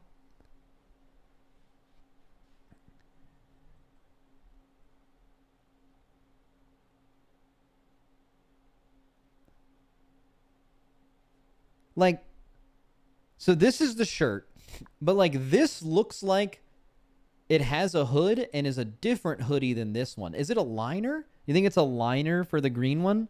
It does look like its own hoodie though. Like, you can see a zipper right here. You can see it start to have a zipper. What do you guys think? Liner, or you guys think double hoodie? Like he's really cold. It has its own zipper. They both have a zipper. I don't think it's a liner, boys. I think it's double. This guy's double hooded up. There's a zipper for each of them. Still could be a liner with the zipper for each of them, but I think he just has 2 hoodies on. All right, W shit. Moving on. Haney gives everybody a dopamine hit in the raid when Wait, you're being a backing fucking. up? It's like literally everywhere, and everyone in your guild is going to be accidentally begging for you to do shit like that because it is entertaining. It gives everybody a dopamine hit in the raid. So yelling at that specific person who messed up makes you a stupid punk, but everyone in the raid wishes you would do it because it gives them a dopamine hit. Is that Is that what he said? And they screw up in raid, and they're like, oh, and they sound like kind of nervous, like they say some random shit, and they're like, oh, blah blah is free, oh, like I'm dead, like something like that. If you yell at people and they sound like they have any understanding that it's their fault, I just think it's fucking stupid shit for punks, even though. Yes. All right. Now that so far exactly right. Now the back half of this, maybe I heard it wrong. Oh, it's like literally everywhere, and everyone in your guild is going to be accidentally begging for you to do shit like that because it is entertaining. It gives everybody a dopamine hit in the.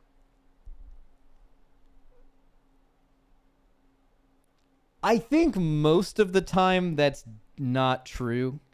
Like I don't think when someone makes a mistake, everyone's secretly hoping you fucking scream at them, because obviously that could just be them in that scenario. But I have raided in a guild with a raid leader that was generally liked, that did actually do this, and everyone just thought it was funny. So, like, I think if this person has only ever raided in a guild like that, then that's like one scenario, because I think 9 out of 10 times it's not funny and everyone hates it. And they're definitely secretly hoping, like, but the thing is them being funny is almost implying that they're yelling at them in a facetious way. Like, they're not fucking yelling at you. They're like, it's kind of like a bit, and that's different than actually fucking yelling at people. But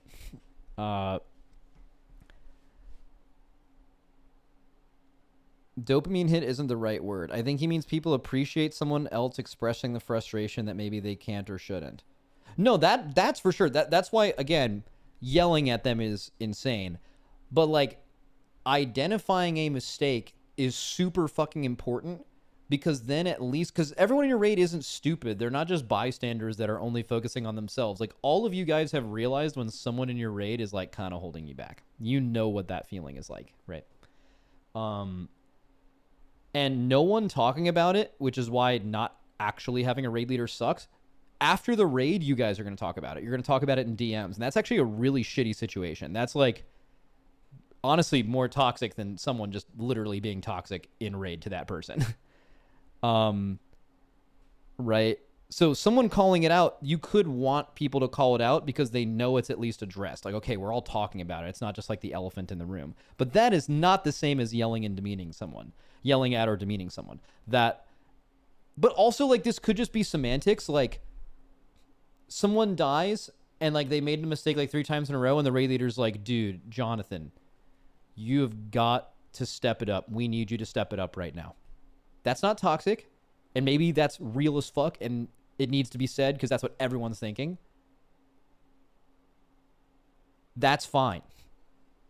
Like, that isn't toxic, and that's fine. And in the right scenario, it needed to be said. I've said that to players in our raid in the Race World First with a bunch of viewers before. It happens.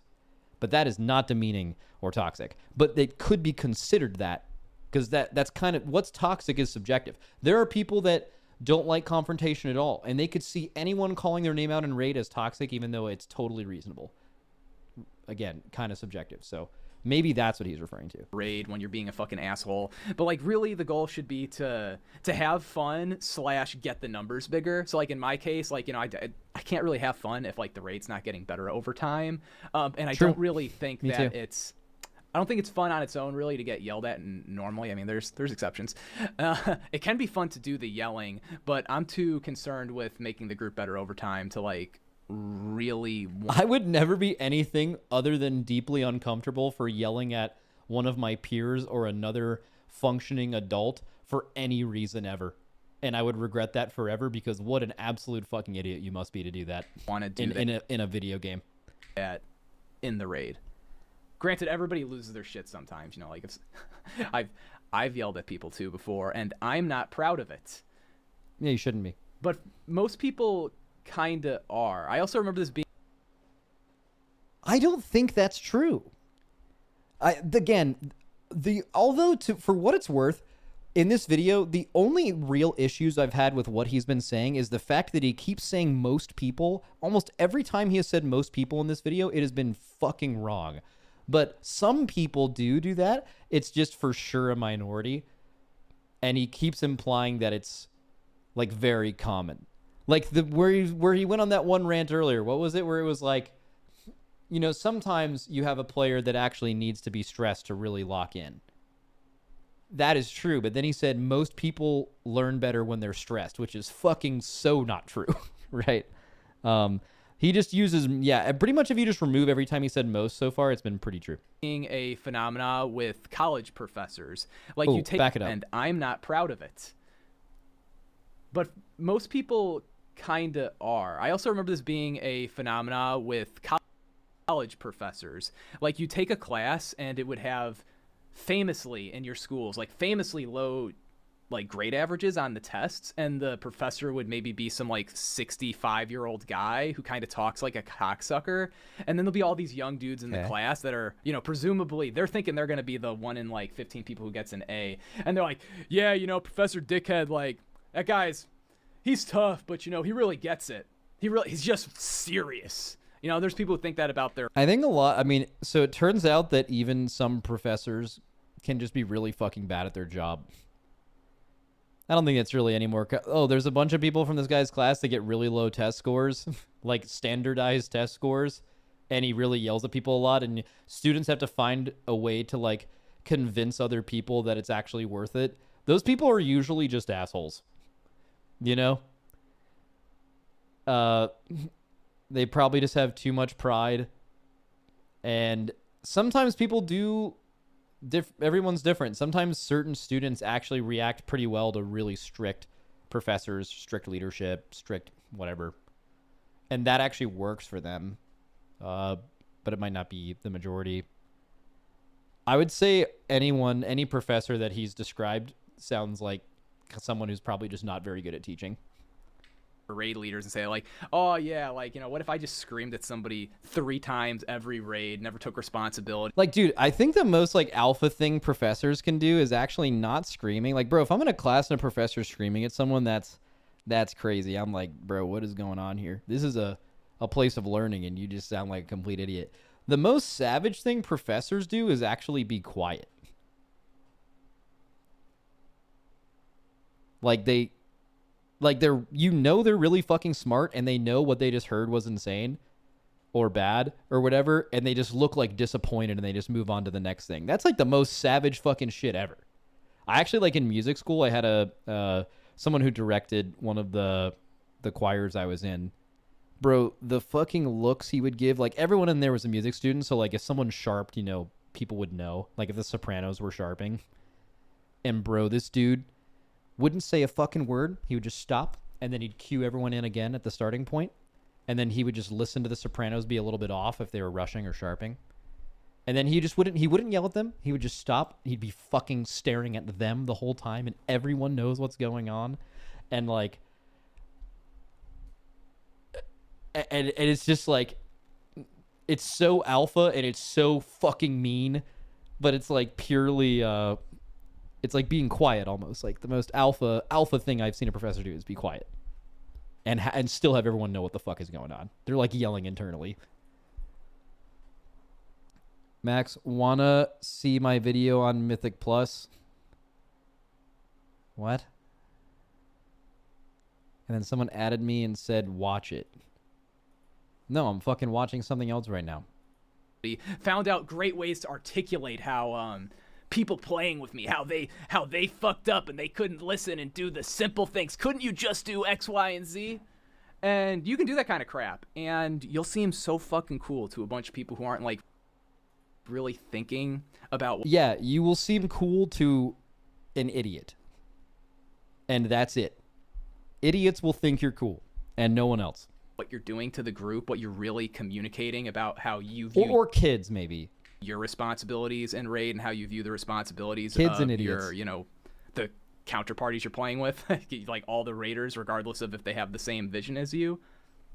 It's just unfortunate. I was talking to one of my friends about this when it comes to what are the right things to do in front of your guildies. You know, like what kind of things are people thinking when they join a guild? Like how can you effectively prove to them quickly that man, he enunciated the shit out of that cue. Listen to this. You effectively prove to them quickly. Woo! Woo!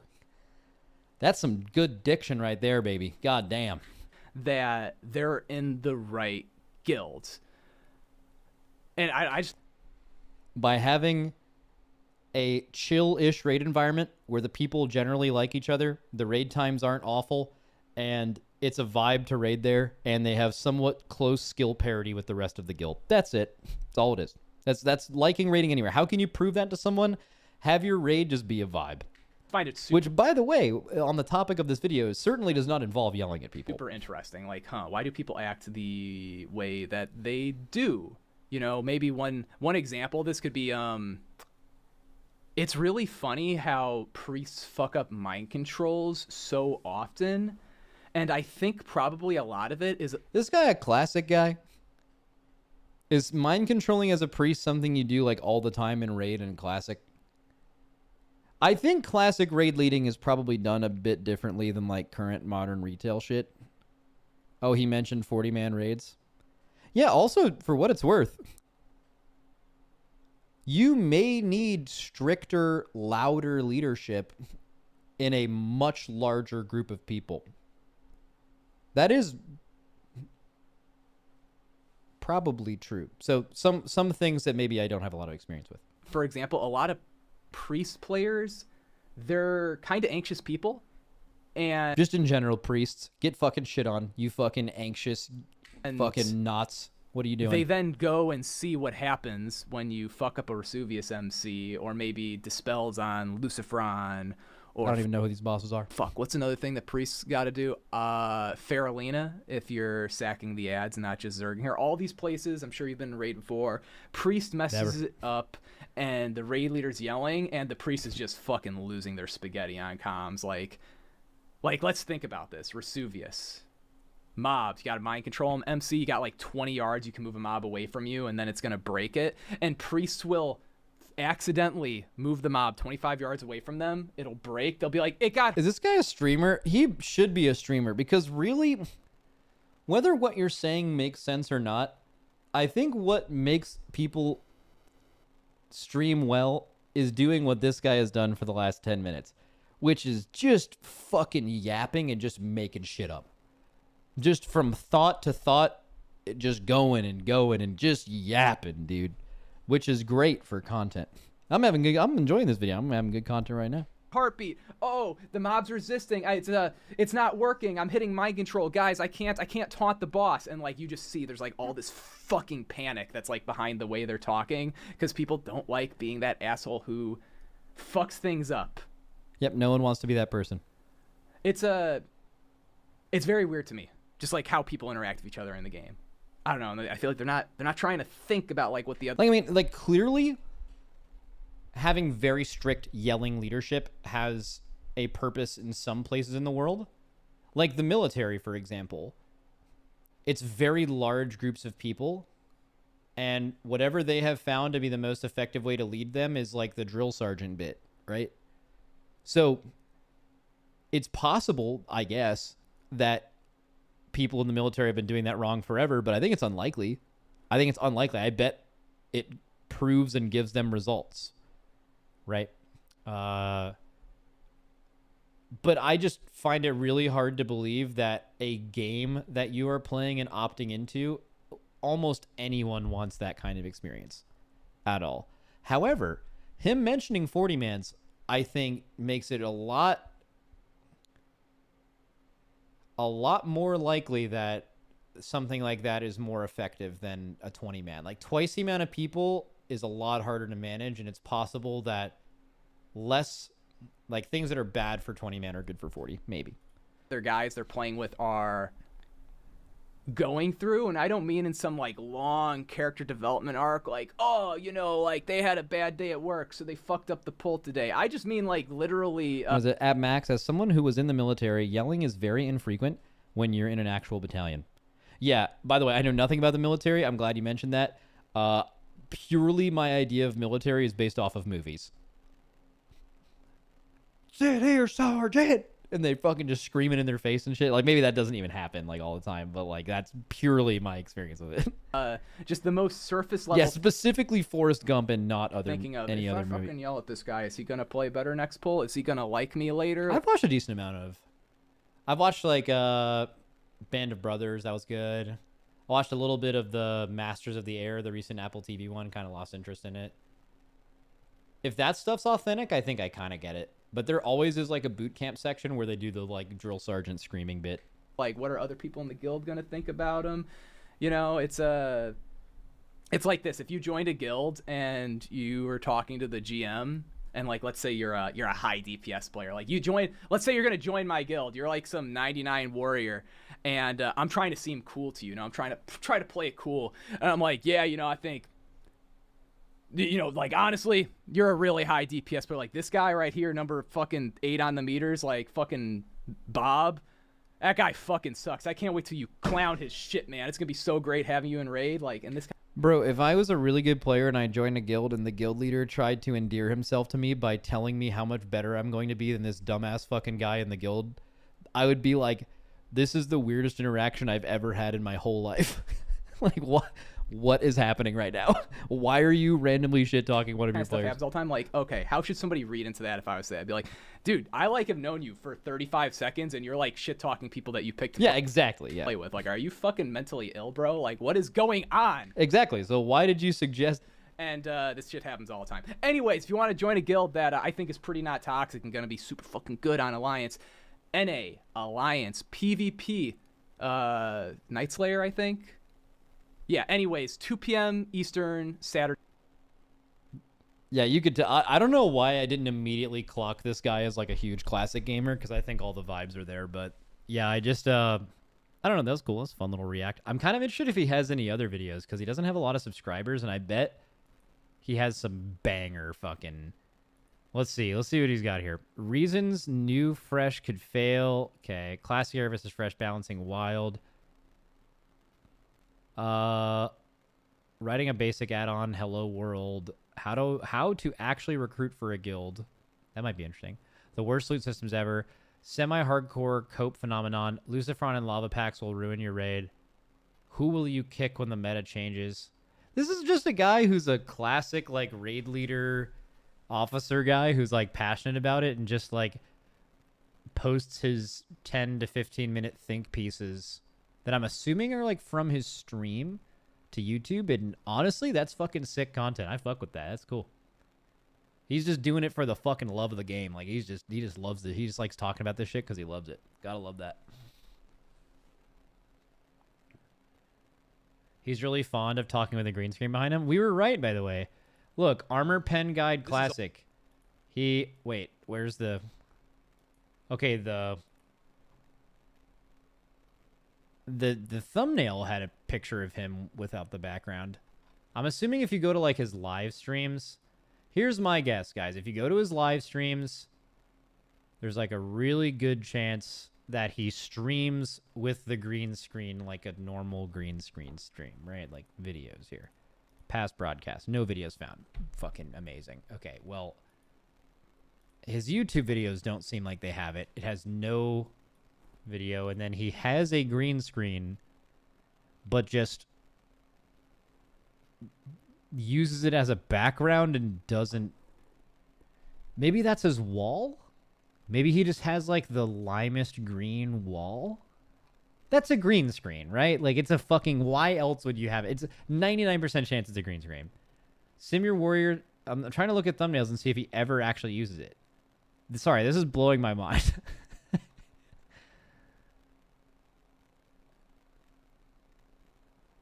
Yeah, it's just... Alright, fuck it. Fuck it.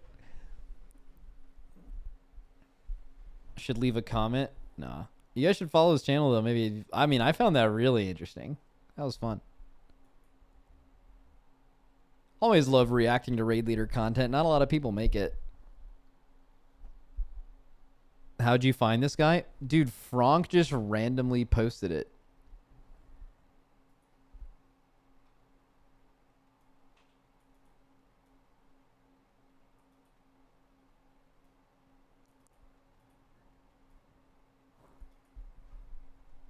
You're knee deep in the culture. So true.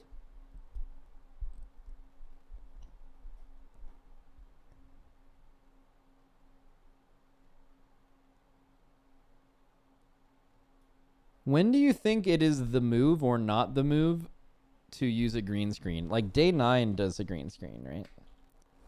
Day 9 TV, is that his shit? I'm pretty sure he's like the first streamer I think of with green screen. Yeah. So he does an hour and a half of Factorio gameplay, but this is like a really well done green screen.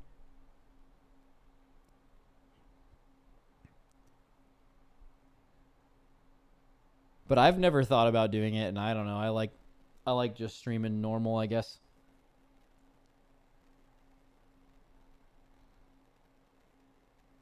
I think it depends on the game you play. Do you think it matters the game, really? I think it's more just like a vibe. Actually, I don't even know if it matters at all.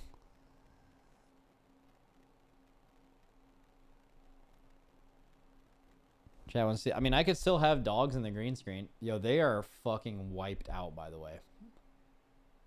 I left them out for a few hours today while I was out of the house, and they were getting all their energy out. They fucking love that shit.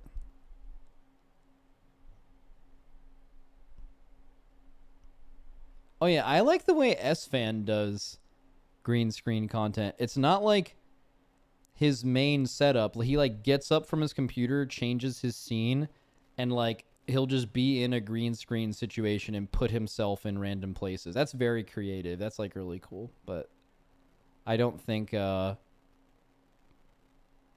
wouldn't be my bit. Check his stream now then. Well, he's not probably live on YouTube. Maybe he is. Is he a dual streamer? He is. Unregistered Hypercam 2. OnlyFangs First Time Horde Classic. Level 20 plus today. S-Fan Live. 11/27/2024. www.fraps.com. This is not real, right? This is some old shit. Does it have some like old VOD on or something? Or is this intentional? Is this intentional to like bring back the old vibes? Just buy the gold and get boosted. True. Oh, wait. And he's doing the like insanely bad headphone mic bit too. The shitty mic bit. That is... Can't believe I'll go calling the streamers. Thank you. Savon is live. No, it's Savon. No. That's sick. Yeah, S-Fan's great, man. Very creative. Alrighty.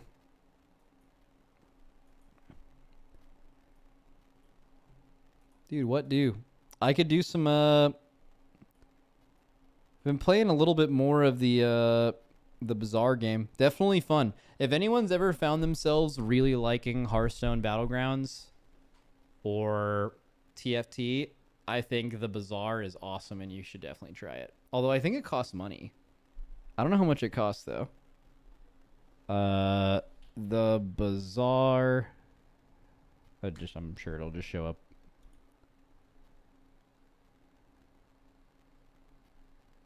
I had a viewer give me a code, but I think you have to buy a Founders Pack to get access to the game right now. So bonus, closed beta access for you and a friend. Tier 2.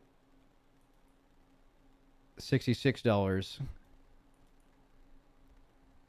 And then Tier 3, what gets you access to the other hero. And then Tier 3, Founders Vinyl Digital. And they're out of stock, I assume.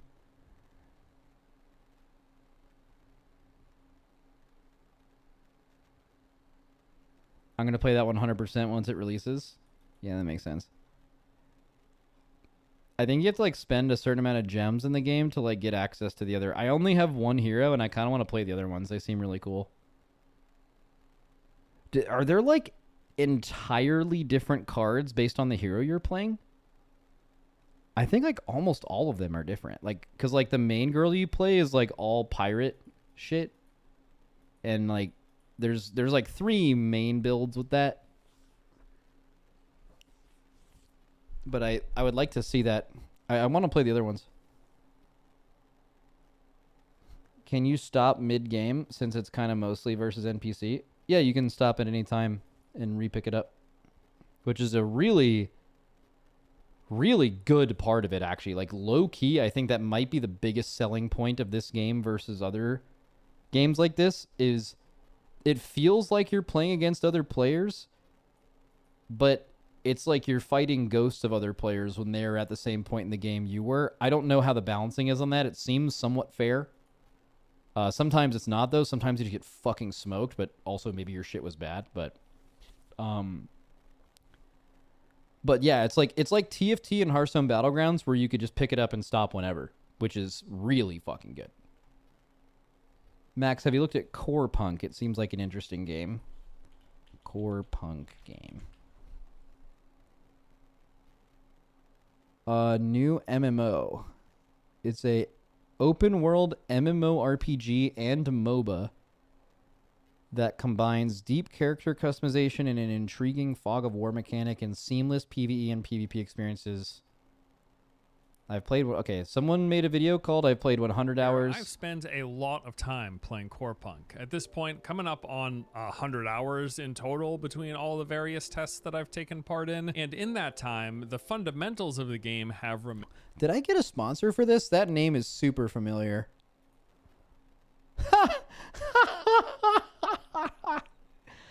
Oh, man, that's hilarious. I can't copy and paste it, but I went over to my agency Discord, and I looked in the inquiries channel, and I have an @ and it's @Max brand Core Punk rate. You know, they posted the rate. They want you to do a 2-hour Twitch stream. All right, so yeah, not only are you right about them giving out sponsor deals, I got an offer for doing this literally today, like 2 hours ago. So. Intact. Well, let's use the next couple minutes to see if I want to actually do that. Is still very much so an old school inspired, slow and deliberate open world MMORPG. But also, based on testing feedback, they have made many adjustments and improvements to the game over these past several months. Yeah, it straight up looks like a MOBA. Being those that were added for alpha. So it looks like a MOBA, but MOBA has a very distinct gameplay style. Test 4, which is what I've been playing over these past few weeks. All of this preparing the game in the lead up to its official early access release, which is happening very shortly. So today's video is sponsored by Artificial Core. They've asked me to give you an overview of the game as it is currently, covering all of the basics, its recent changes, and giving my overall thoughts after all this time. So let's get into it. I want to start off with a quick overview of what Core Punk is. If you've not kept tabs on the game or haven't watched any prior videos, this should help get you up to speed. So Core Punk is an isometric open world game that blends elements of MMOs, MOBAs, and ARPGs. It has many of the expected... What are the elements from MOBAs, other than like the isometric camera angle and the graphic style and the health bars and stuff? But like, I guess that's an element. So maybe I'm answering my own question. You can obviously see the MMO thing. They're just leveling endlessly. This isn't a game you start and stop every 30 or 40 minutes or 20. This is like permanent MMO. You're leveling your character. What do the raids and dungeons look like? That's where you'll get me. Progression systems with an isometric camera perspective and gameplay that is quite reminiscent of MOBAs. All of this set in a large, seamless open world with diverse... I mean, it's a really good idea. Doing League gameplay, League graphics, straight up just like League, where that's the gameplay, but it's just an MMO, is definitely an interesting idea. Biome variety, PvE and PvP offerings, and opportunities for both solo and group play. Didn't Lost Ark do this? Lost Ark is the isometric MMO to look at. Totally different art style, though, which you think wouldn't matter, but that's actually so important to players. There's art styles that people want. Best example I could ever give of this is when I was streaming Final Fantasy for a bit. I obviously had a bunch of Final Fantasy and a bunch of WoW players, and the WoW players were like, Final Fantasy's graphics look like shit. And then the Final Fantasy players were like, WoW's graphics look like shit. And these people were basically just saying, I don't like the art style, because the graphics for both of them are like kind of old and objectively like mid, but like for some people they really like it or really don't. It's like totally based on whether you resonate with that or not.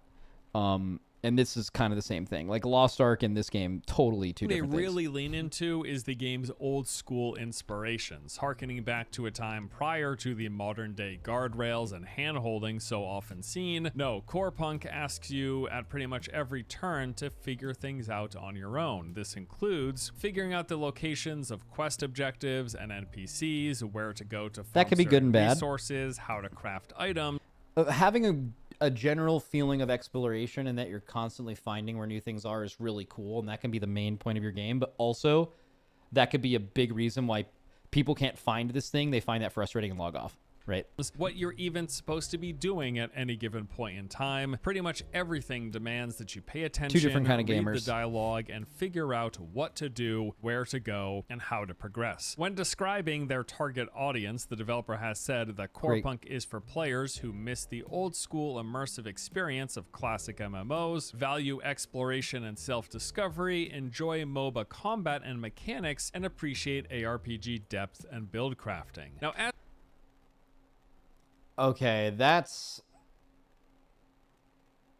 gonna be hard to do. Also, a lot of what people remember about old classic MMOs is you just want to be a kid again.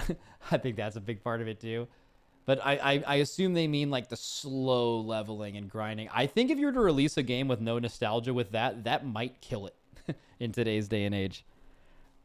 But ARPG depth and build crafting, so less like WoW classes and more like you can build off of any skill with your gearing, maybe. As for key features of the game, one of the first immediately obvious standouts is the game's perspective and its combat, which is one of the things that I've liked most about playing Core Punk. The game really that looks just looking at this looks really fun. Feel like the MMO version of Dota or League, with the fundamentals of movement and combat being nearly identical. It's got click to move, so your character will go to where you click on the ground. This is how you reposition your character. Yeah, but nothing like an ARPG, because you're doing 0 damage. Like an ARPG at this point is you just mowing these guys down, right? But like it's like MOBA's skills ARPG feel almost with the way you're exploring these maps, but it's just like classic WoW damage output.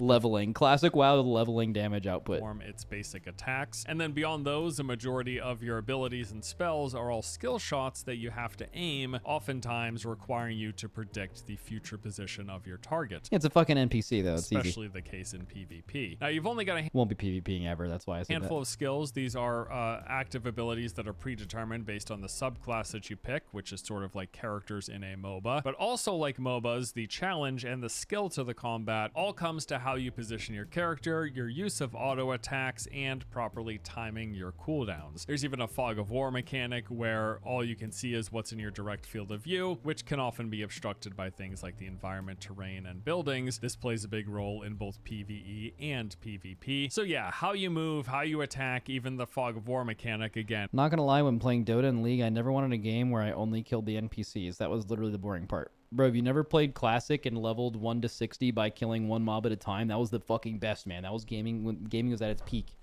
And it basically plays like a MOBA in an MMO world. And yes, the combat, as I said, is one of the things that I've liked most about Core Punk. Health management also still plays a big role, although they have made many improvements so that it's less of a pain than it was in the past. Now, it is still the case that by default, when below 90% health, there is no baseline out of combat health regeneration. In the past, this was quite the hassle, but it has gotten better for two main reasons. Number one, any health regen consumables, from food to potions and even the campfires, this is all just far more abundant. It is pretty easy to stay stockpiled on all of this stuff. But then also too, there is an entire skill tree that as a baseline grants you out of combat health regeneration. This is the Pathfinder tree, and it is tailored for solo players in order to let you stay topped off and not require. Definitely seems very involved as far as like end game build crafting, but also apparently this game's like coming out soon, and I have barely ever heard of it, which is usually not a great sign. as far as it being like a really massively played game, like any of the MMOs right now that are super popular, it's been in dev since 2016. That makes sense. MMOs take a long time to make, yeah. Hear me out, but remember I'm very dumb, but this looks too complex. Actually, dude, I was thinking the exact same thing, but I am also too stupid. I'm looking at this screen right here, and it seems... time in between fighting extra. enemies. This has been a great addition, and I've really enjoyed using this skill tree. Now, don't get it wrong, the game still does have a much slower pacing than what you might expect from a modern MMO, but they have taken the edge off a bit, especially with the out-of-combat regeneration, thanks to those changes. Now, much of your time playing this game will be spent exploring the open world, doing quests, taking on the PvE threats, and PvPing against other players. What is it? The game looks great visually, but MMO hype is always dead unless it's the new Riot MMO. There was a ton of hype around New World. There was a ton of hype around Lost Ark. There was like a surge of hype for Final Fantasy even like 10 years after it came out.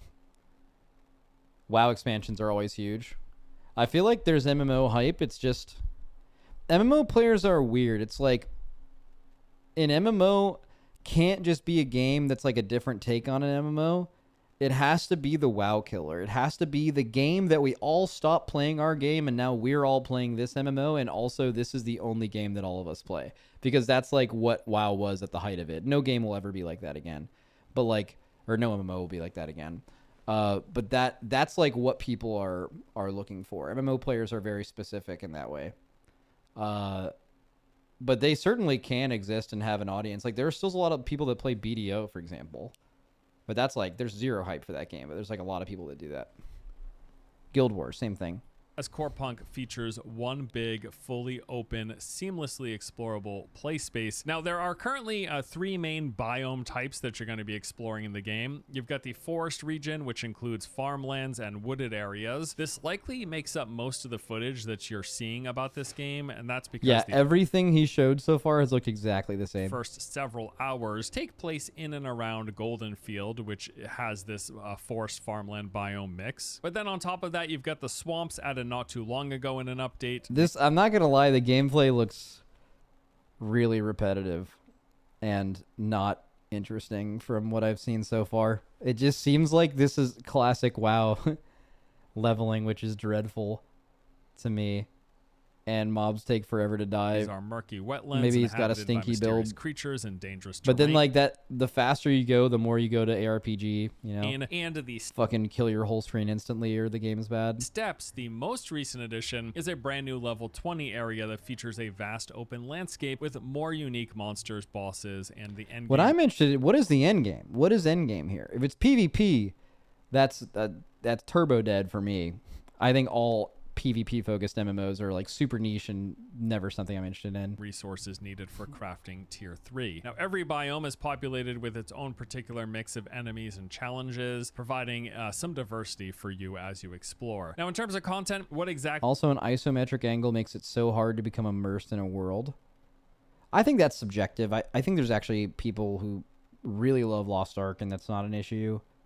If Riot were to ever make an MMO, you better believe that shit's going to be isometric, and that game would probably be huge and immersive. You know, I think that's subjective. Are you going to be doing while you're exploring these zones? Well, you're going to be seeking out any objectives to the quest that you have. You'll be farming resources needed for crafting. You'll be grinding. I'm not going to lie, this looks like a game I would play for 30 minutes and then not play again. Unless, give me some PvE here. Talk about PvE. Enemies for experience. Show me a dungy. And item drops, and then taking on what does other a dungy players look because, like? As I mentioned, there's quite a fair bit of PvP in the open world. While you're working through that PvE related... Ain't no way it would be isometric? The Riot MMO? It would absolutely be isometric. Like, there's no fucking world where it would not be. In fact, I'm pretty sure it was before they canned it. Content, many of the zones that you explore will have some open world PvP flagging enabled. Most of the zones outside of the starting region, in fact, are some variation of contested where you can expect to get into some fights. Now, beyond the open world PvE and PvP, they've also got battlegrounds for structured competitive group play and some instant dungeons with both solo and group. Riot MMO has to be pretty dead in the water at this point, right? Yeah, I think I don't know exactly what happened with it. I've seen some tweets that made it seem like it was still in development, but it never got officially greenlit. They definitely hired positions for creating the MMO. But I think they made a tweet like not super long ago, like within a year, basically saying like, we're not doing this. They reset, not canceled. The fact that Ghostcrawler left was very telling. I don't think so. Do you think that Mythic... Did you play that Mythic Plus game called Fellowship? I wanted to, but there was only a week of testing. They gave me a bunch of keys for it, too. But unfortunately, it wasn't like you could play all the time. It was like 9... It was open from 9 to 5. And I was just busy from 9 to 5 the entire week it was there. I had to film like 3 things for the race. I had to stream on some other days, and that was during my stream time, and it was under NDA, so you couldn't actually publicly stream it. So they just had the only times you could play it during my stream time or when I was busy for that week. I could not have played it one time. But from what I understood, it was, yeah, what did you say? It was undercooked in that playtest? Like, yeah, it was definitely a really early playtest. There's a reason it was under NDA.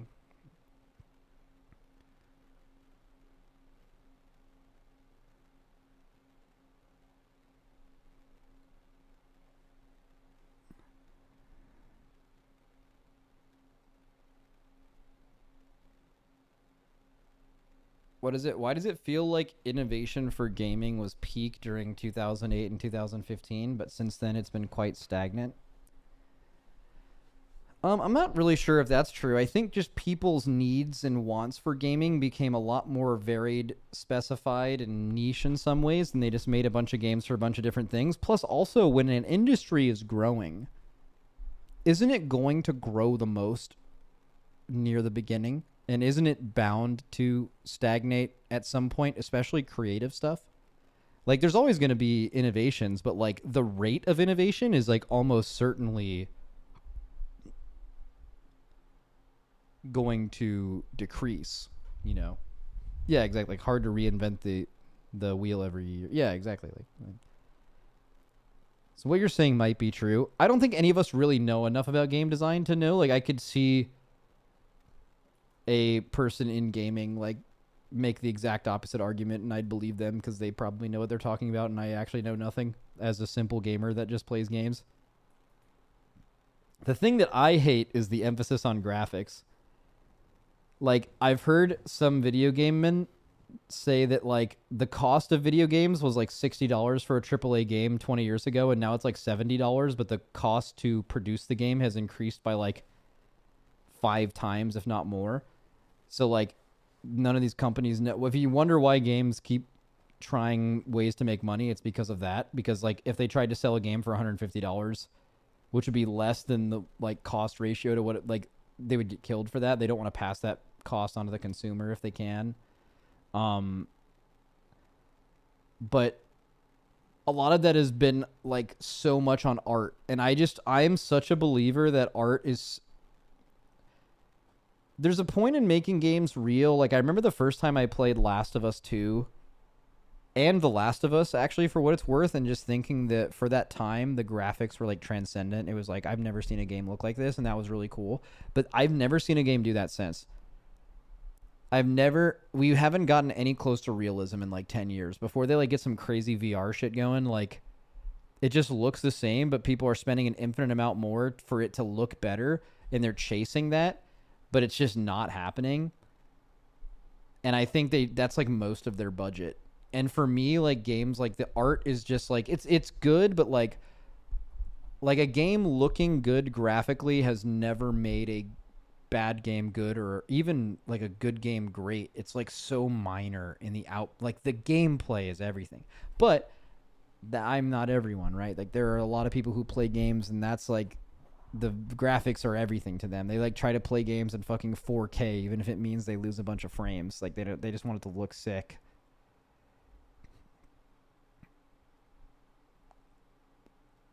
Definitely have liked the more stylized looks compared to realistic. Yeah.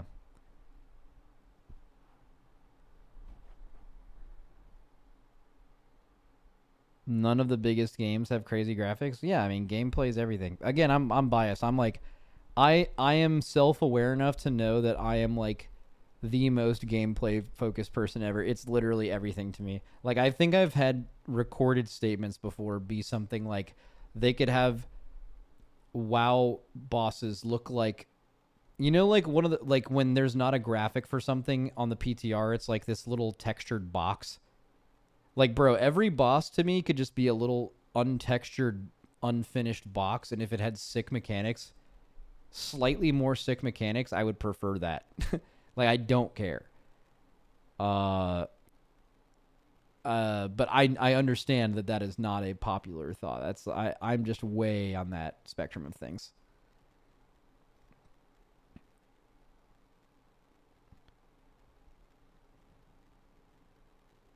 Casuals love graphics. True. And casuals are the vast majority of any game market. So that is going to be the... I just can't play games casually. I have a problem. I cannot, like, play a game and not want to be great at it. The thing I am actually obsessed with about gaming is becoming great. Like, in my life, too. I've told you guys this before. I'm not going to, like, go over the whole thing. But, like, every job I've ever had has been like that. I'm, like, obsessed with getting better at it. And as soon as I stagnate and get about as good as I'm going to realistically get without years more experience, I quit and do another one. It's like that with games, too. Always has been like that. That, like, process of getting better at things is addicting.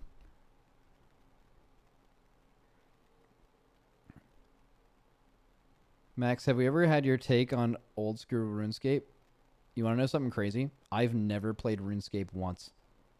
Not back then, not now. Never. I've never played RuneScape. I can't even relate to it. I've, like, seen some gameplay of it. Didn't understand any of it. I have no clue.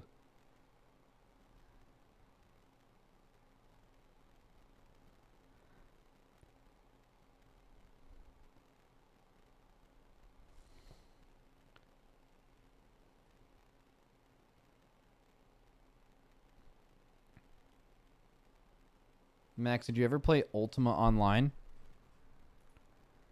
No. I played Phantasy Star Online. Even though I played it purely as a single player game, but I fucking loved that game. Did you guys ever play that shit?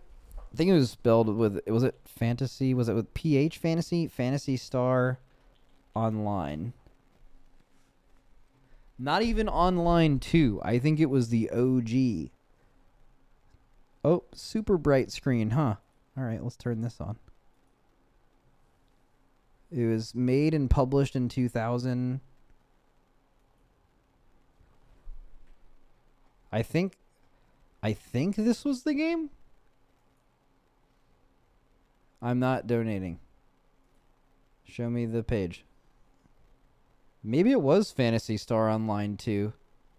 I don't really recognize a lot of that gameplay. One second.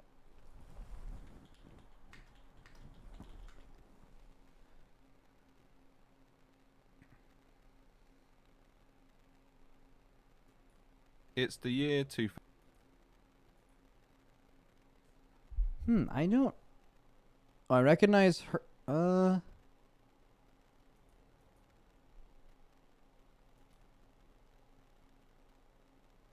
Oh, yeah, I recognize this.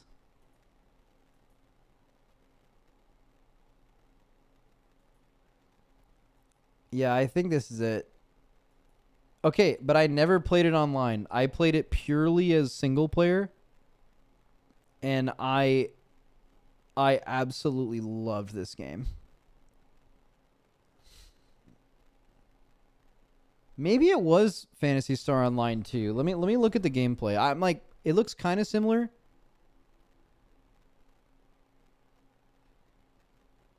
What is all this new shit? No, like...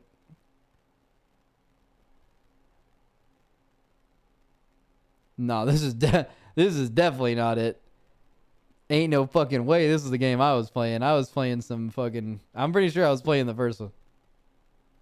It's just always weird to look at games that you remember really fondly but haven't seen the graphics of in 20 years, and then you're like, was that it? Because holy shit, that looks old. But yeah, that's what it was.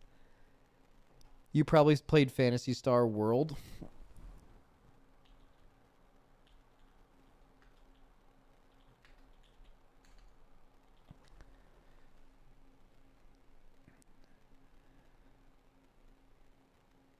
I don't.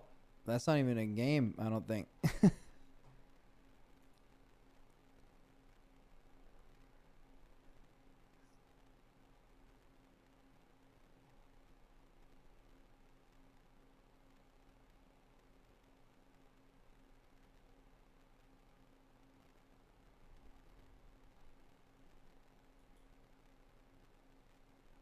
So did they misspell fantasy early on and they just said fuck it? Yeah, probably.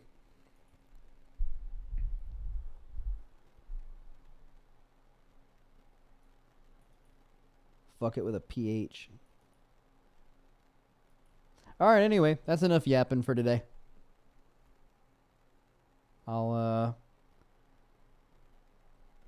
potentially shall yap again tomorrow.